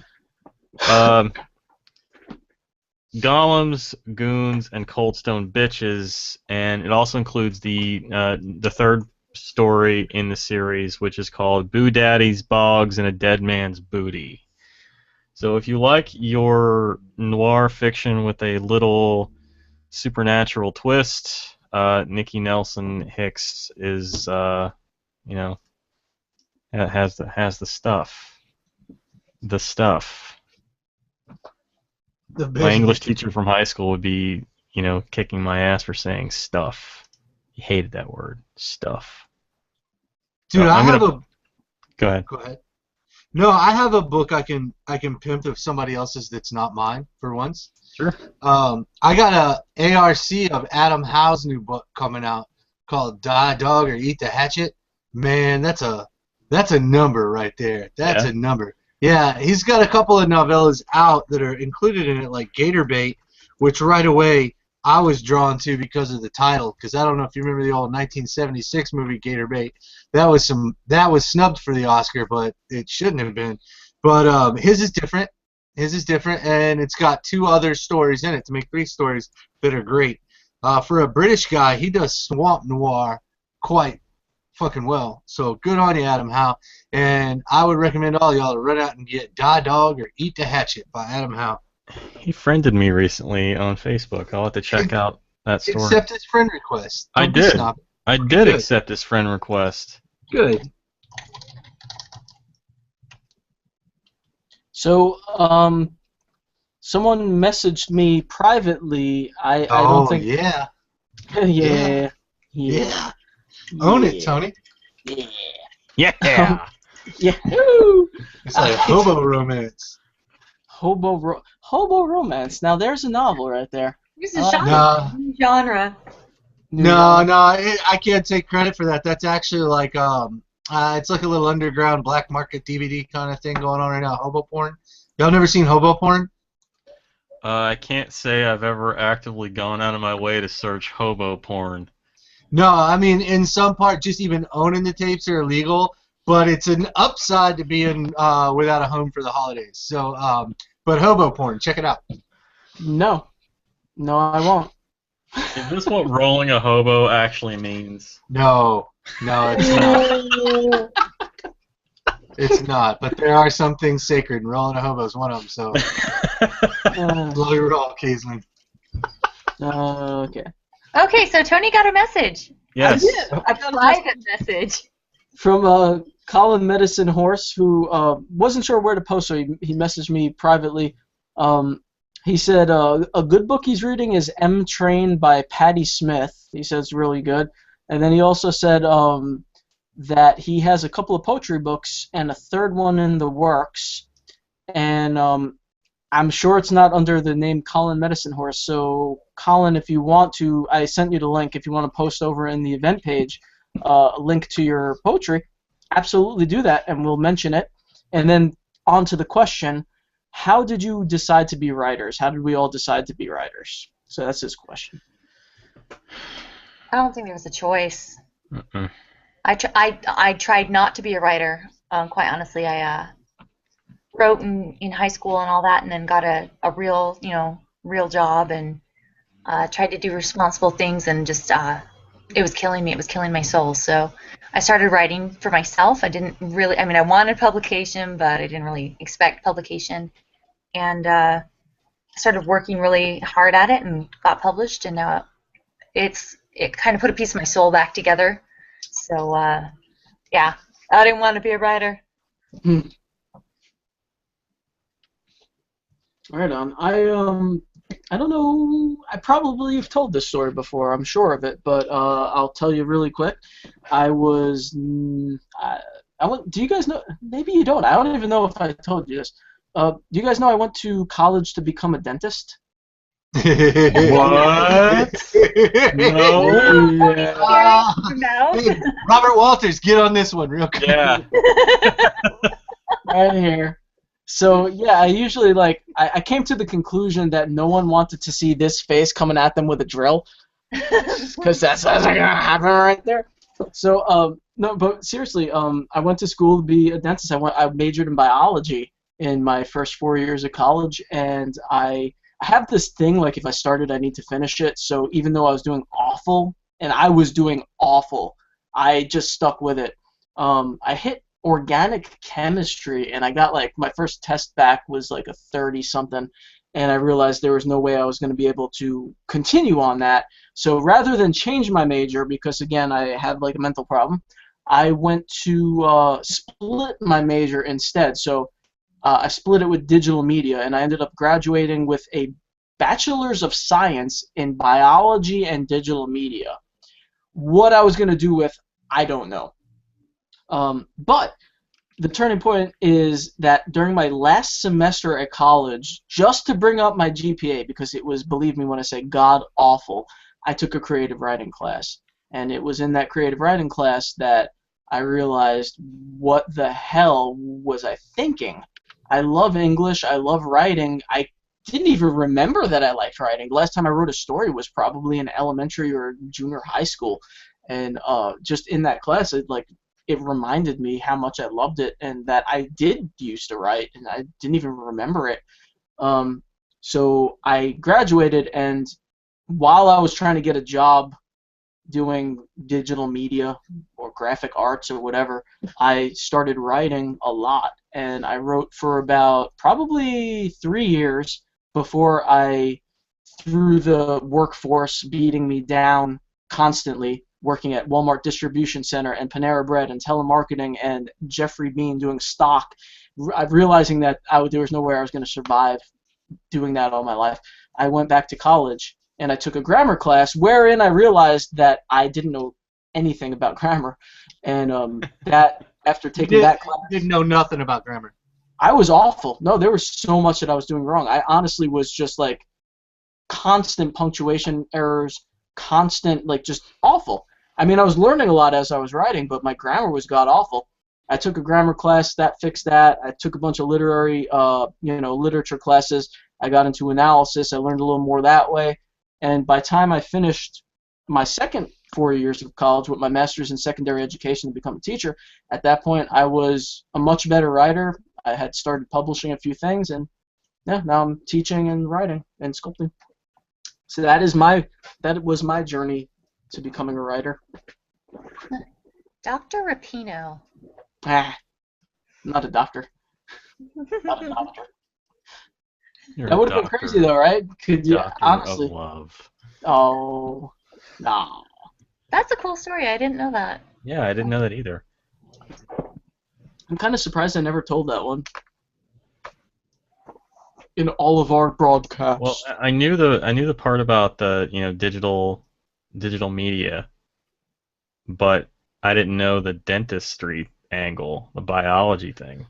Yeah, my dad was adamant that I went to school to do something that made a lot of money, and I guess we were like, oh yeah, dentists make a lot of money. It was a purely like financial decision, which I tell my students now is completely the wrong way to go. You can't make life decisions on what's going to make you the most money. You have to do what you're passionate about, as long as you're okay with the possibility of not making a whole lot of money when you're older. Yeah. I'm much happier doing what I'm doing now than if I actually became a dentist. That's interesting. My original major was social work. And I think that would have killed me. Yeah.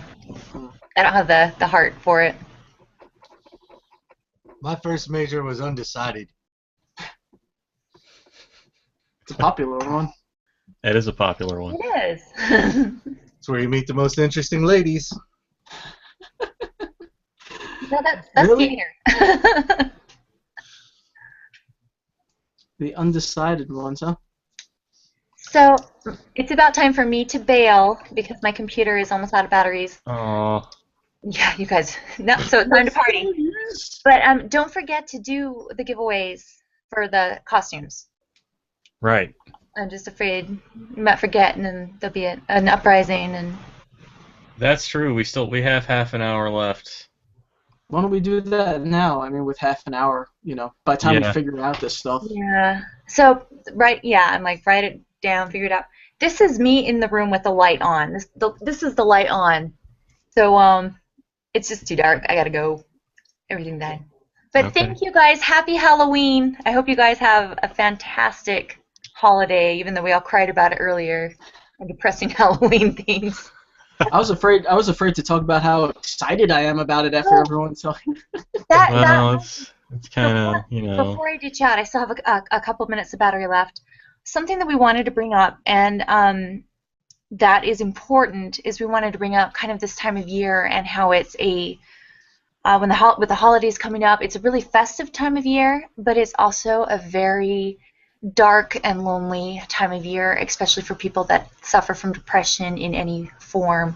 So we just kind of wanted to encourage you guys to all look out for each other, just kind of keep an eye on each other, maybe reach out to somebody if you feel that they're struggling, because I don't know how many of you guys deal with depression, but it's something that I've dealt with, and a lot of loved ones have dealt with, and friends, and a lot of people in the creative fields. Especially, you have to feel very deeply to be a creative, I think, and so just kind of love each other and give each other a hand if you notice it. So just wanted to leave you guys with that, and love you guys. You guys are my team. I love you, Geeky Writers, and I love you guys that tune in and interact with us. So thank you. And I gotta go feed some children. Be good, Mercedes. Yes, take care. Thanks Bye. so much. Have a good night. You too. Yeah, that was everything Mercedes just said. I'll second that. It's a tough thing, and we discussed just talking about this earlier this afternoon because it's been on our minds lately, and it's a rough time, especially a lot of creative folks deal with depression, and so if you're having a tough time, talk to somebody. If you know someone who's having a tough time, talk to them. Just talk to them. Everybody's carrying a burden, and sometimes they hide it. So if you know someone who seems like they are carrying a burden or trying to hide it, maybe just say, how you doing? That's all it takes. So on that note, I need to step away for just a minute. Can you guys round up folks and have them start posting in a concentrated thread They're let me start it. Let me start it. all right. I'll be right back. So go ahead without me. Okay. Right on. So, you're creating a thread, Eric? You bet your ass I am. You love creating threads. That's in your biography, isn't it? No. You No. love creating threads. No? Alright, Sure, so no. everyone, I guess there's going to be a specific post that you can post your pictures of the costumes in. And we're going to pick, what are we doing, like top 3 or something like that? How many giveaways are there? I'm giving something away, you're giving something away. Yeah, I got 2 things. I can give away a we've done Piper Kessler and I have done a audiobook for Dirtbags.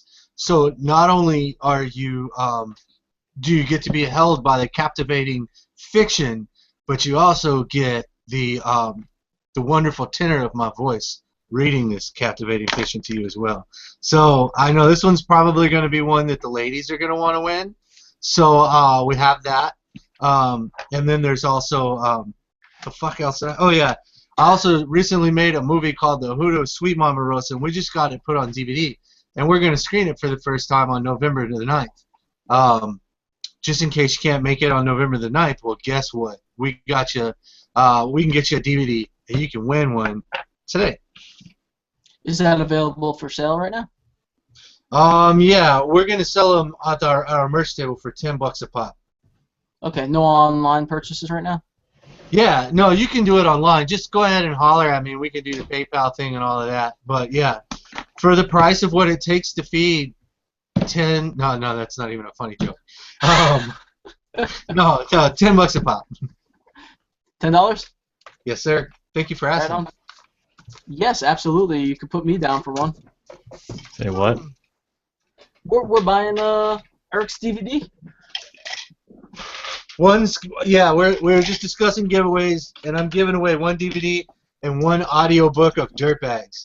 Also, tell your friends about the audiobook of Dirtbags and the DVD. That'd be great. Tony, did you already say what you're giving away? No, I did not. I am going to give away one of my inaugural glow-in-the-dark jack-o'-lantern magnets, which I made for Halloween this year. So this is something that I'm going to do every year in my shop. Every Halloween I'm going to do a different jack-o'-lantern, so it's going to be glow-in-the-dark with different sculpt. And I actually, they are sold out right now in my shop. So if you win this one, you're getting the last of the glow-in-the-dark jack-o'-lanterns from this year's Halloween sale. I sold those originally in a little trick-or-treat, vintage paper trick-or-treat bag with a bunch of little extras in it and stuff. So I'm going to put that together for the winner, and they're going to get that. I don't happen to have one sitting here for to show, but there's a picture of it in the event on the event page. Nice. Dude, I want to win one of those. Yeah, seriously, I completely blanked out on ordering one when you had them, and I'm sorry. No, don't worry. Yeah, I didn't even every see it. day I would see you post them, and by the time I get home, it would completely slip my mind. And like every day I'd make a note, okay, I need to buy one of these, and then it just never happened. I don't know why, because I'm incompetent, I guess. And that reminds me as well, Eric, on top of getting a DVD of is it the Hoodoo of Sweet Mama Rosa? Is that That's it? correct. Okay, That's awesome. correct. And not only do you get the Hoodoo Sweet Mama Rosa, but it also includes our other film, Leon on Command, and a bonus edition of Foodie. Okay, Thank you for asking, Todd. no problem. I was gonna lead into, on top of being able to acquire one such DVD. How can I go about getting a signed copy of Hashtag?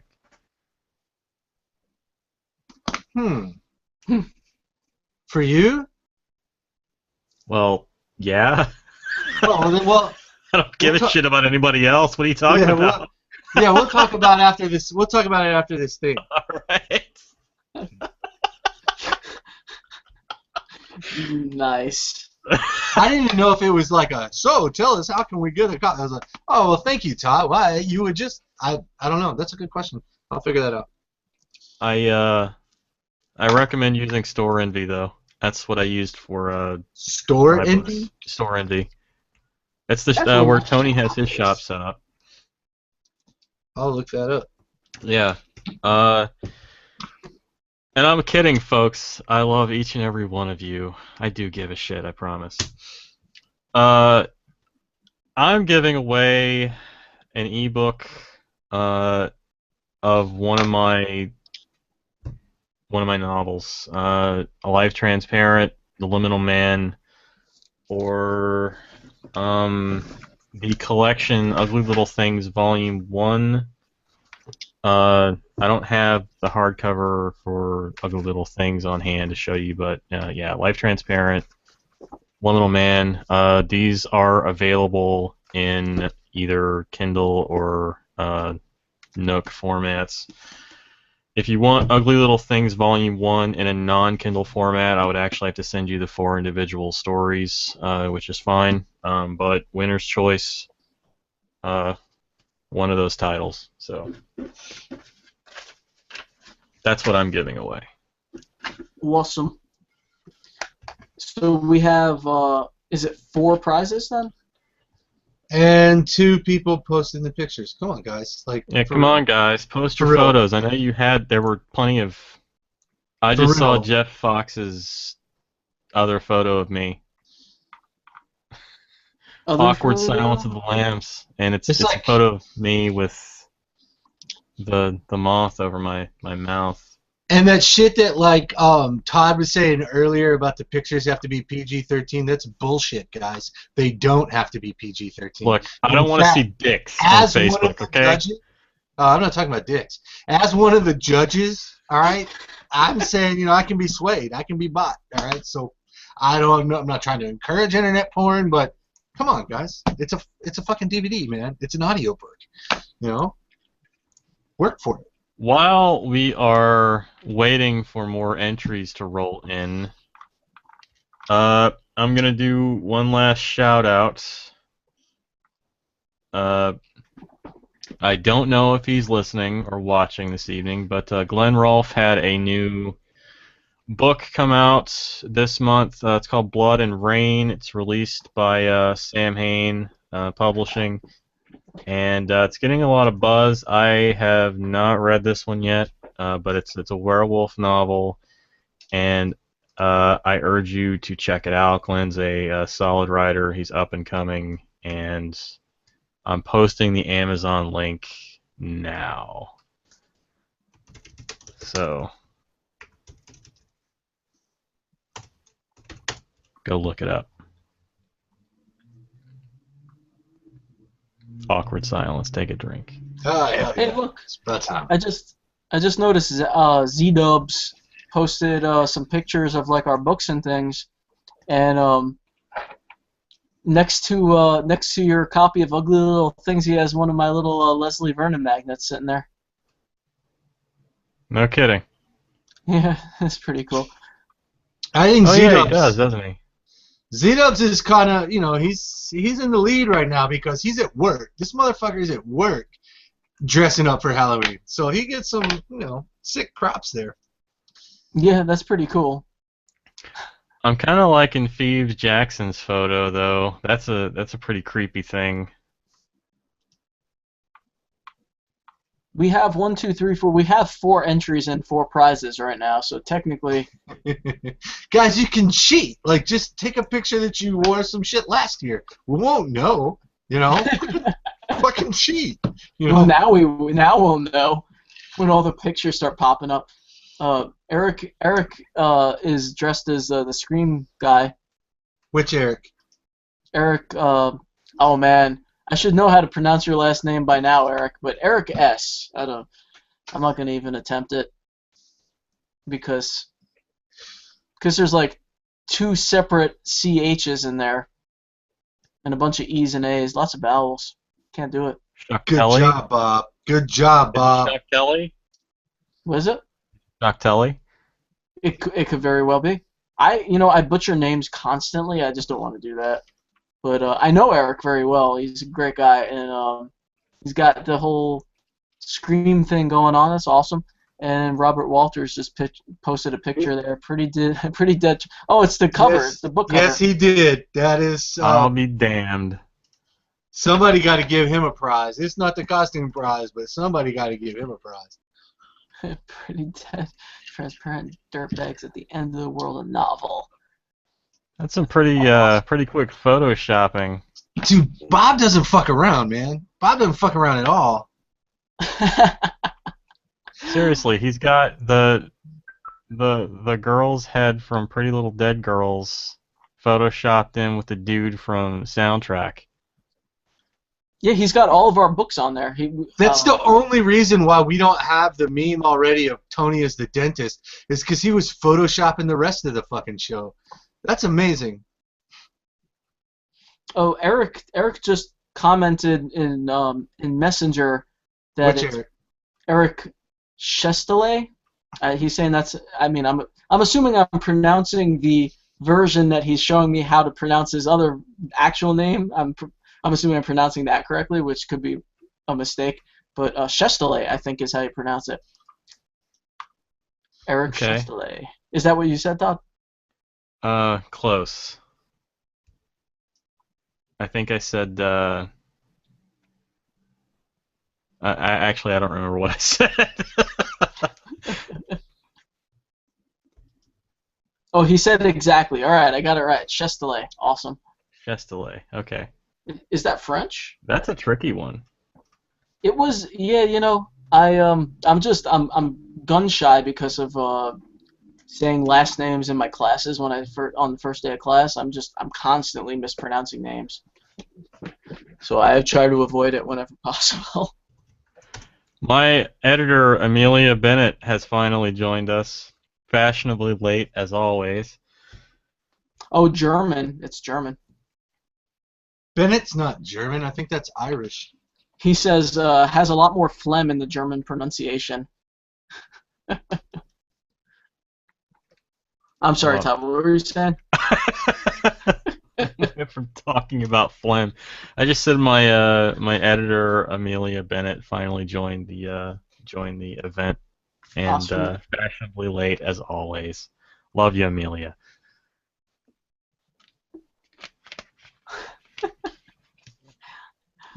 Oh, I'm gonna pay for that. in the edits, the horse is dead, Todd. Yeah. What did the dead horse say, Tony? Nay, sir. Nay. You don't want to start with nay, do you? No. No. So, come on, guys. Get those costumes in. You can do it. I know you can. I have faith in you for some weird reason.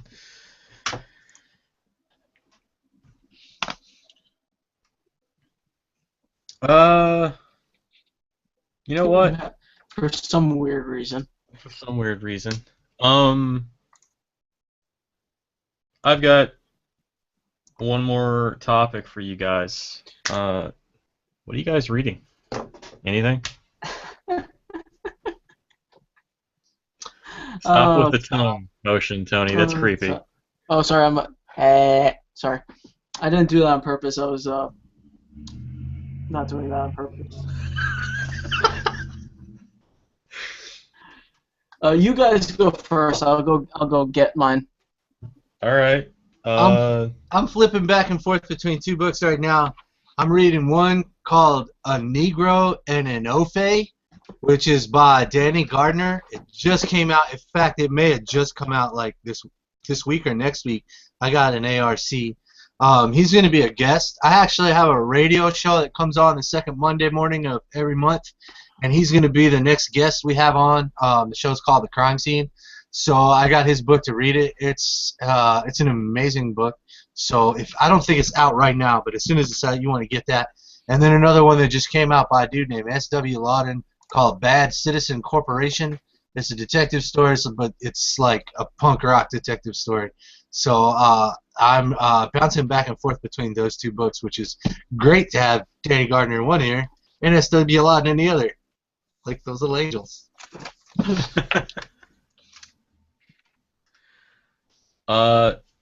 I have been bouncing back and forth between a few books lately. One of them is not accounted for here because my wife took it from me. I got the new Welcome to Night Vale book, and I handed it to her so she could read the synopsis to see what it's about, because she's never listened to the podcast before, and I never got it back. So I guess that's a good indication that it's pretty good, but that's on my list. I got the new Penguin Classics re-release of Thomas Ligotti's Songs of a Dead Dreamer and Grimscribe.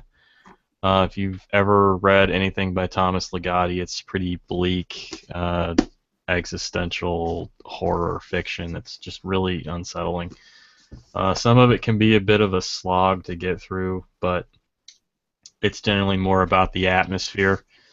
So, yeah, I got that one. I've been kind of working my way through that. I also checked out The Rim of Morning, Two Tales of Cosmic Horror by William Sloan. Stephen King wrote the introduction for this, and that's actually, the introduction is what sold me on checking that out, because I'm trying to, read a bit more of the whole cosmic horror thing. I don't have any of his books in print. They're on my Kindle, but also Laird Barron.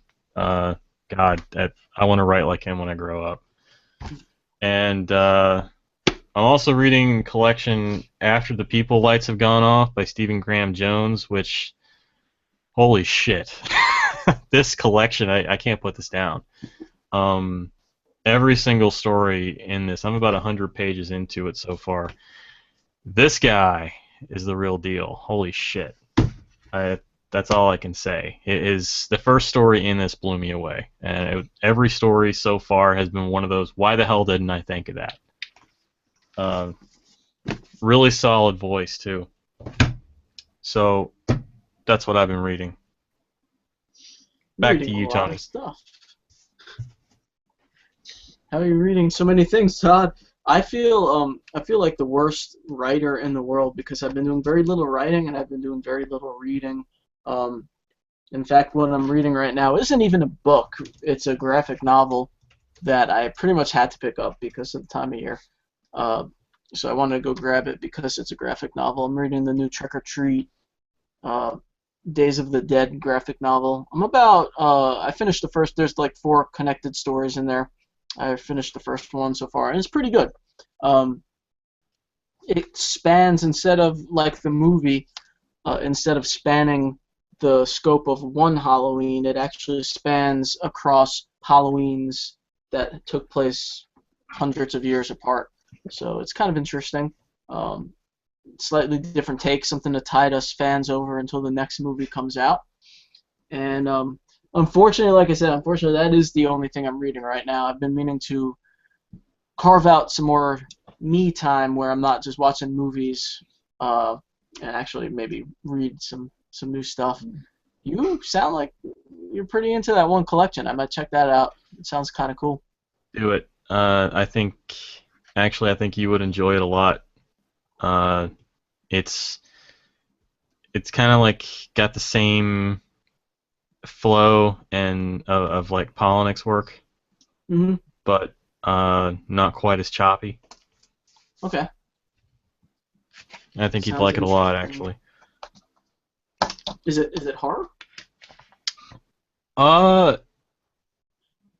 Sure. Yeah. It's got horror elements. It's very, very speculative. Very just a little bit of everything. I know the slipstream classification gets tied to his name a lot, or it's a little bit of everything. What's slipstream? You want an actual definition? Well, I mean, I could go look it up later, or you You could hit one. I don't know. According to Google, slipstream genre is a kind of fantastic or non-realistic fiction that crosses conventional genre boundaries between science fiction, fantasy, and literary fiction. It's more, I would say his is more crossing genre boundaries between literary and horror fiction. That's my opinion. But, yeah. I've seen his name tossed about with Slipstream quite a bit. This is the first collection of his I've ever had an opportunity to dig into, though.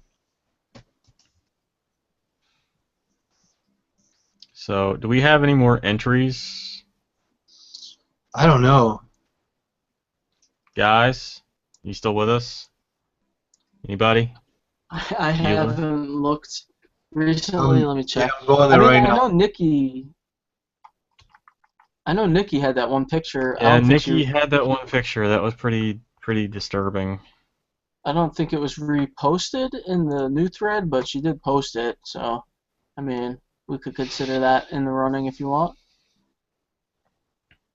But otherwise, yeah, it looks like we pretty much have those 1, 2, 3, 4 costumes plus, if you want to count Nikki's. I don't know, Amelia, I know she mentioned having to get a costume. I don't know if she was being serious or being a smartass. But yeah, Amelia, if you have a costume, please post a photo if you want to be entered into a drawing. Oh, Bob did it! Bob did it! The dentist photo, I just saw that. Oh my god.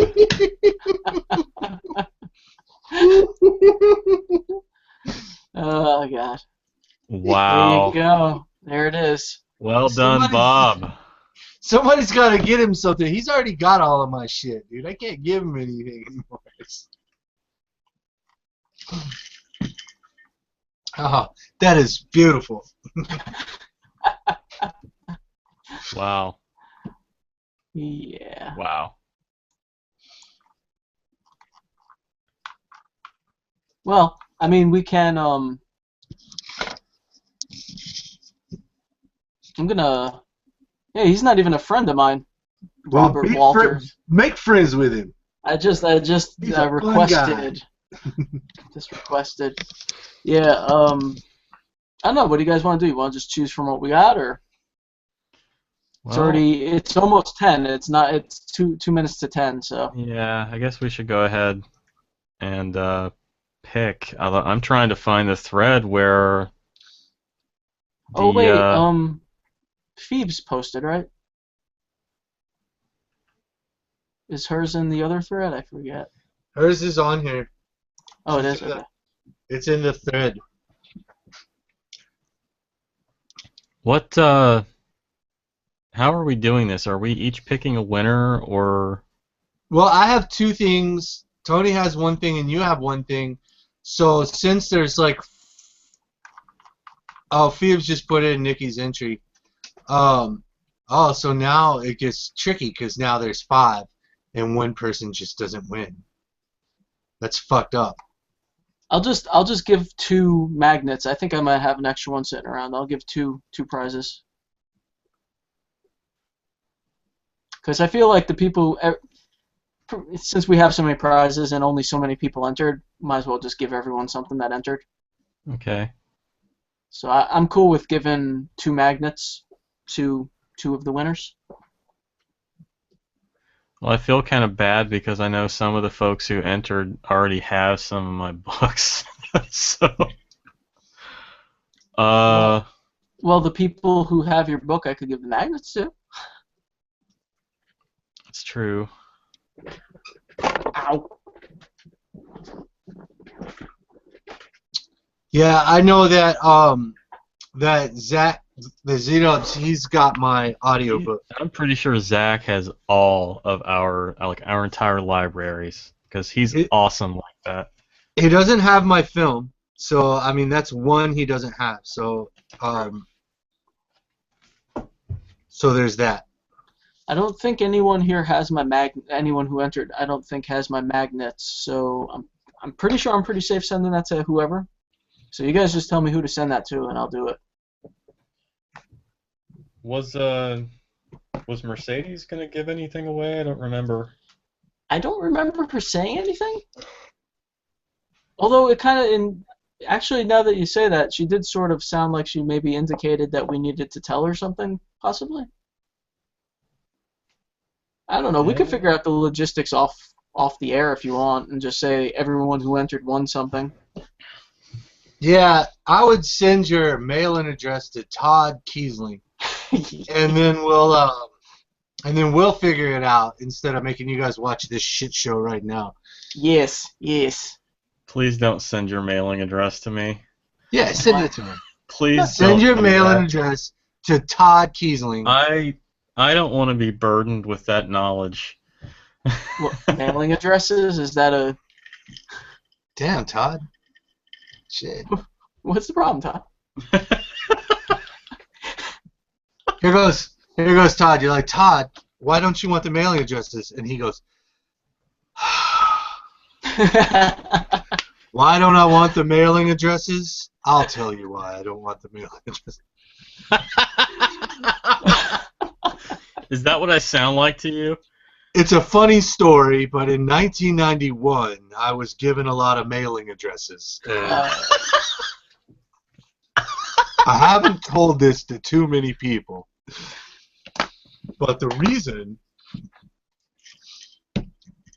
That's it. That's all I got. That's what I sound like to you. Okay. That's not what you sound like to Eric, Todd. Don't worry. That's what you sound like to everyone. Uh-oh. Shh. Awkward silence. I don't have an open beer anymore. How about this? How about we have them all send you their email address? Oh god. You know what? Why don't we just pick? How about we contact them? We contact them through Messenger. Whatever you're giving away, just contact them and say, "Hey, you won," and we will go from there. The winners will be contacted. Yeah, you'll be contacted. You will be contacted. Don't worry, Todd's not going to short you. We'll make sure you get your prize. We'll follow up with Todd and make sure you get your prize. Yeah. I faintly recall having to do that once or twice, Eric. Hey, good on you. Is that what you're getting at there? Oh god. So, I guess we're about 5 minutes after 10. So, we're gonna call it there, folks. Thank you very much for spending your Wednesday evening with us, and we hope you had a wonderful, awkward time. I know it was pretty fucking awkward for me. So, yeah, no, seriously, we appreciate you guys spending time with us this evening and coming out and tuning in to every time we do this. It's a lot of fun. We look forward to it, and we hope you do too. And oh yeah, we have to say what we're doing. We have to say what we're doing, like what our next thing is before we leave on the way out the door. Okay. So why don't you start that, Eric? Oh, I will. Hey, besides my books, hashtag and Dirtbags, I got a Dirtbags audio book. You can get that shit on Amazon or ACX, Audible, whatever you want. Thuglit number 19, which I already said once, provided a link to. That's a great magazine, and it's got my short story, When We Last Saw the Bears in Lake Castor. My new short film, The Hoodoo of Sweet Mama Rosa, is ready to roll. I got DVDs. Email me if you want one. Like I said, they're $10. They're helping us pay to put that film into festivals. We're having our first screening, which is paired up with Keepsake, which is directed by Meredith Sousey, and I wrote it. Those two films are being shown together on Monday morning, November the 9th. It's not Monday morning. Monday evening, November the 9th, out here in Durham. Monday morning, November the 9th, is the next episode of my radio show, The Crime Scene with Eric Pruitt, which is going to have Howard Kraft, the writer of the Jade City Chronicles, and Danny Gardner, the author of Negro and an Ofe. We're going to be talking about race and crime fiction, so get ready for that. And then one last one. If you're in Dallas on November the 12th, we're doing a noir at the bar there, and it's got a lineup for the ages, man. It's got Harry Hunsicker, myself, Opalina Salas, Rod Davis, Jedediah Ayers, Clay Reynolds, and Joe Lansdale. So the 7 of us will be reading some really, really crazy stories in Dallas at the Wild Detectives Bookstore on November the 12th. So all that stuff's available on the website, erickpruitt.com, ERYKPRUITT.com. Hoorah! There you go. Good job, Nice. Eric. As Tony. That's for good. me, Nobody will. As for me, I'll be appearing all December long in the Springdale Mall. You can find me in Santa's Village. I am the head elf this year, so come out and see me. I got Nice. games for everyone. Awesome. And otherwise, you can Dreams find do me come true. wandering the streets of downtown Moon Hill. Todd? Yes. Downtown Moon Hill. Where is Moon Hill, Tony? Oh, it's in Pennsylvania somewhere. It's in Pennsylvania somewhere. I've been there. And you will too, eventually. But that's an announcement for a later time, folks. Before I jump into my spiel, Mercedes Yardley, who left, half an hour ago, she's got a collection out, Beautiful Sorrows, through Shock Totem, I believe. Collection of shorts, and all of her novels are being re-released in the coming months through Crystal Lake Publications, so stay tuned for that. And I'm sure I'm missing some stuff here, so Mercedes, I apologize. And I am working on the 3rd book of the Monochrome trilogy. That's pretty much all I'm going to be doing for the foreseeable future. I do have a collaboration project with Mr. Rapino that will remain unnamed at this point in time because we're not ready to tell you anything about it yet, but we do like to tease you from time to time. I do have 2 novels out, Life Transparent, The Liminal Man. Both of them are available in a variety of digital formats and also print, paperback, and hardcover. Books 1 and 2 of the Monochrome trilogy. I also have a series of short fiction called Ugly Little Things. The stories are not interconnected. You can read them as is. They're bite-sized little stories for low prices in digital format. And if you want to follow me, my Facebook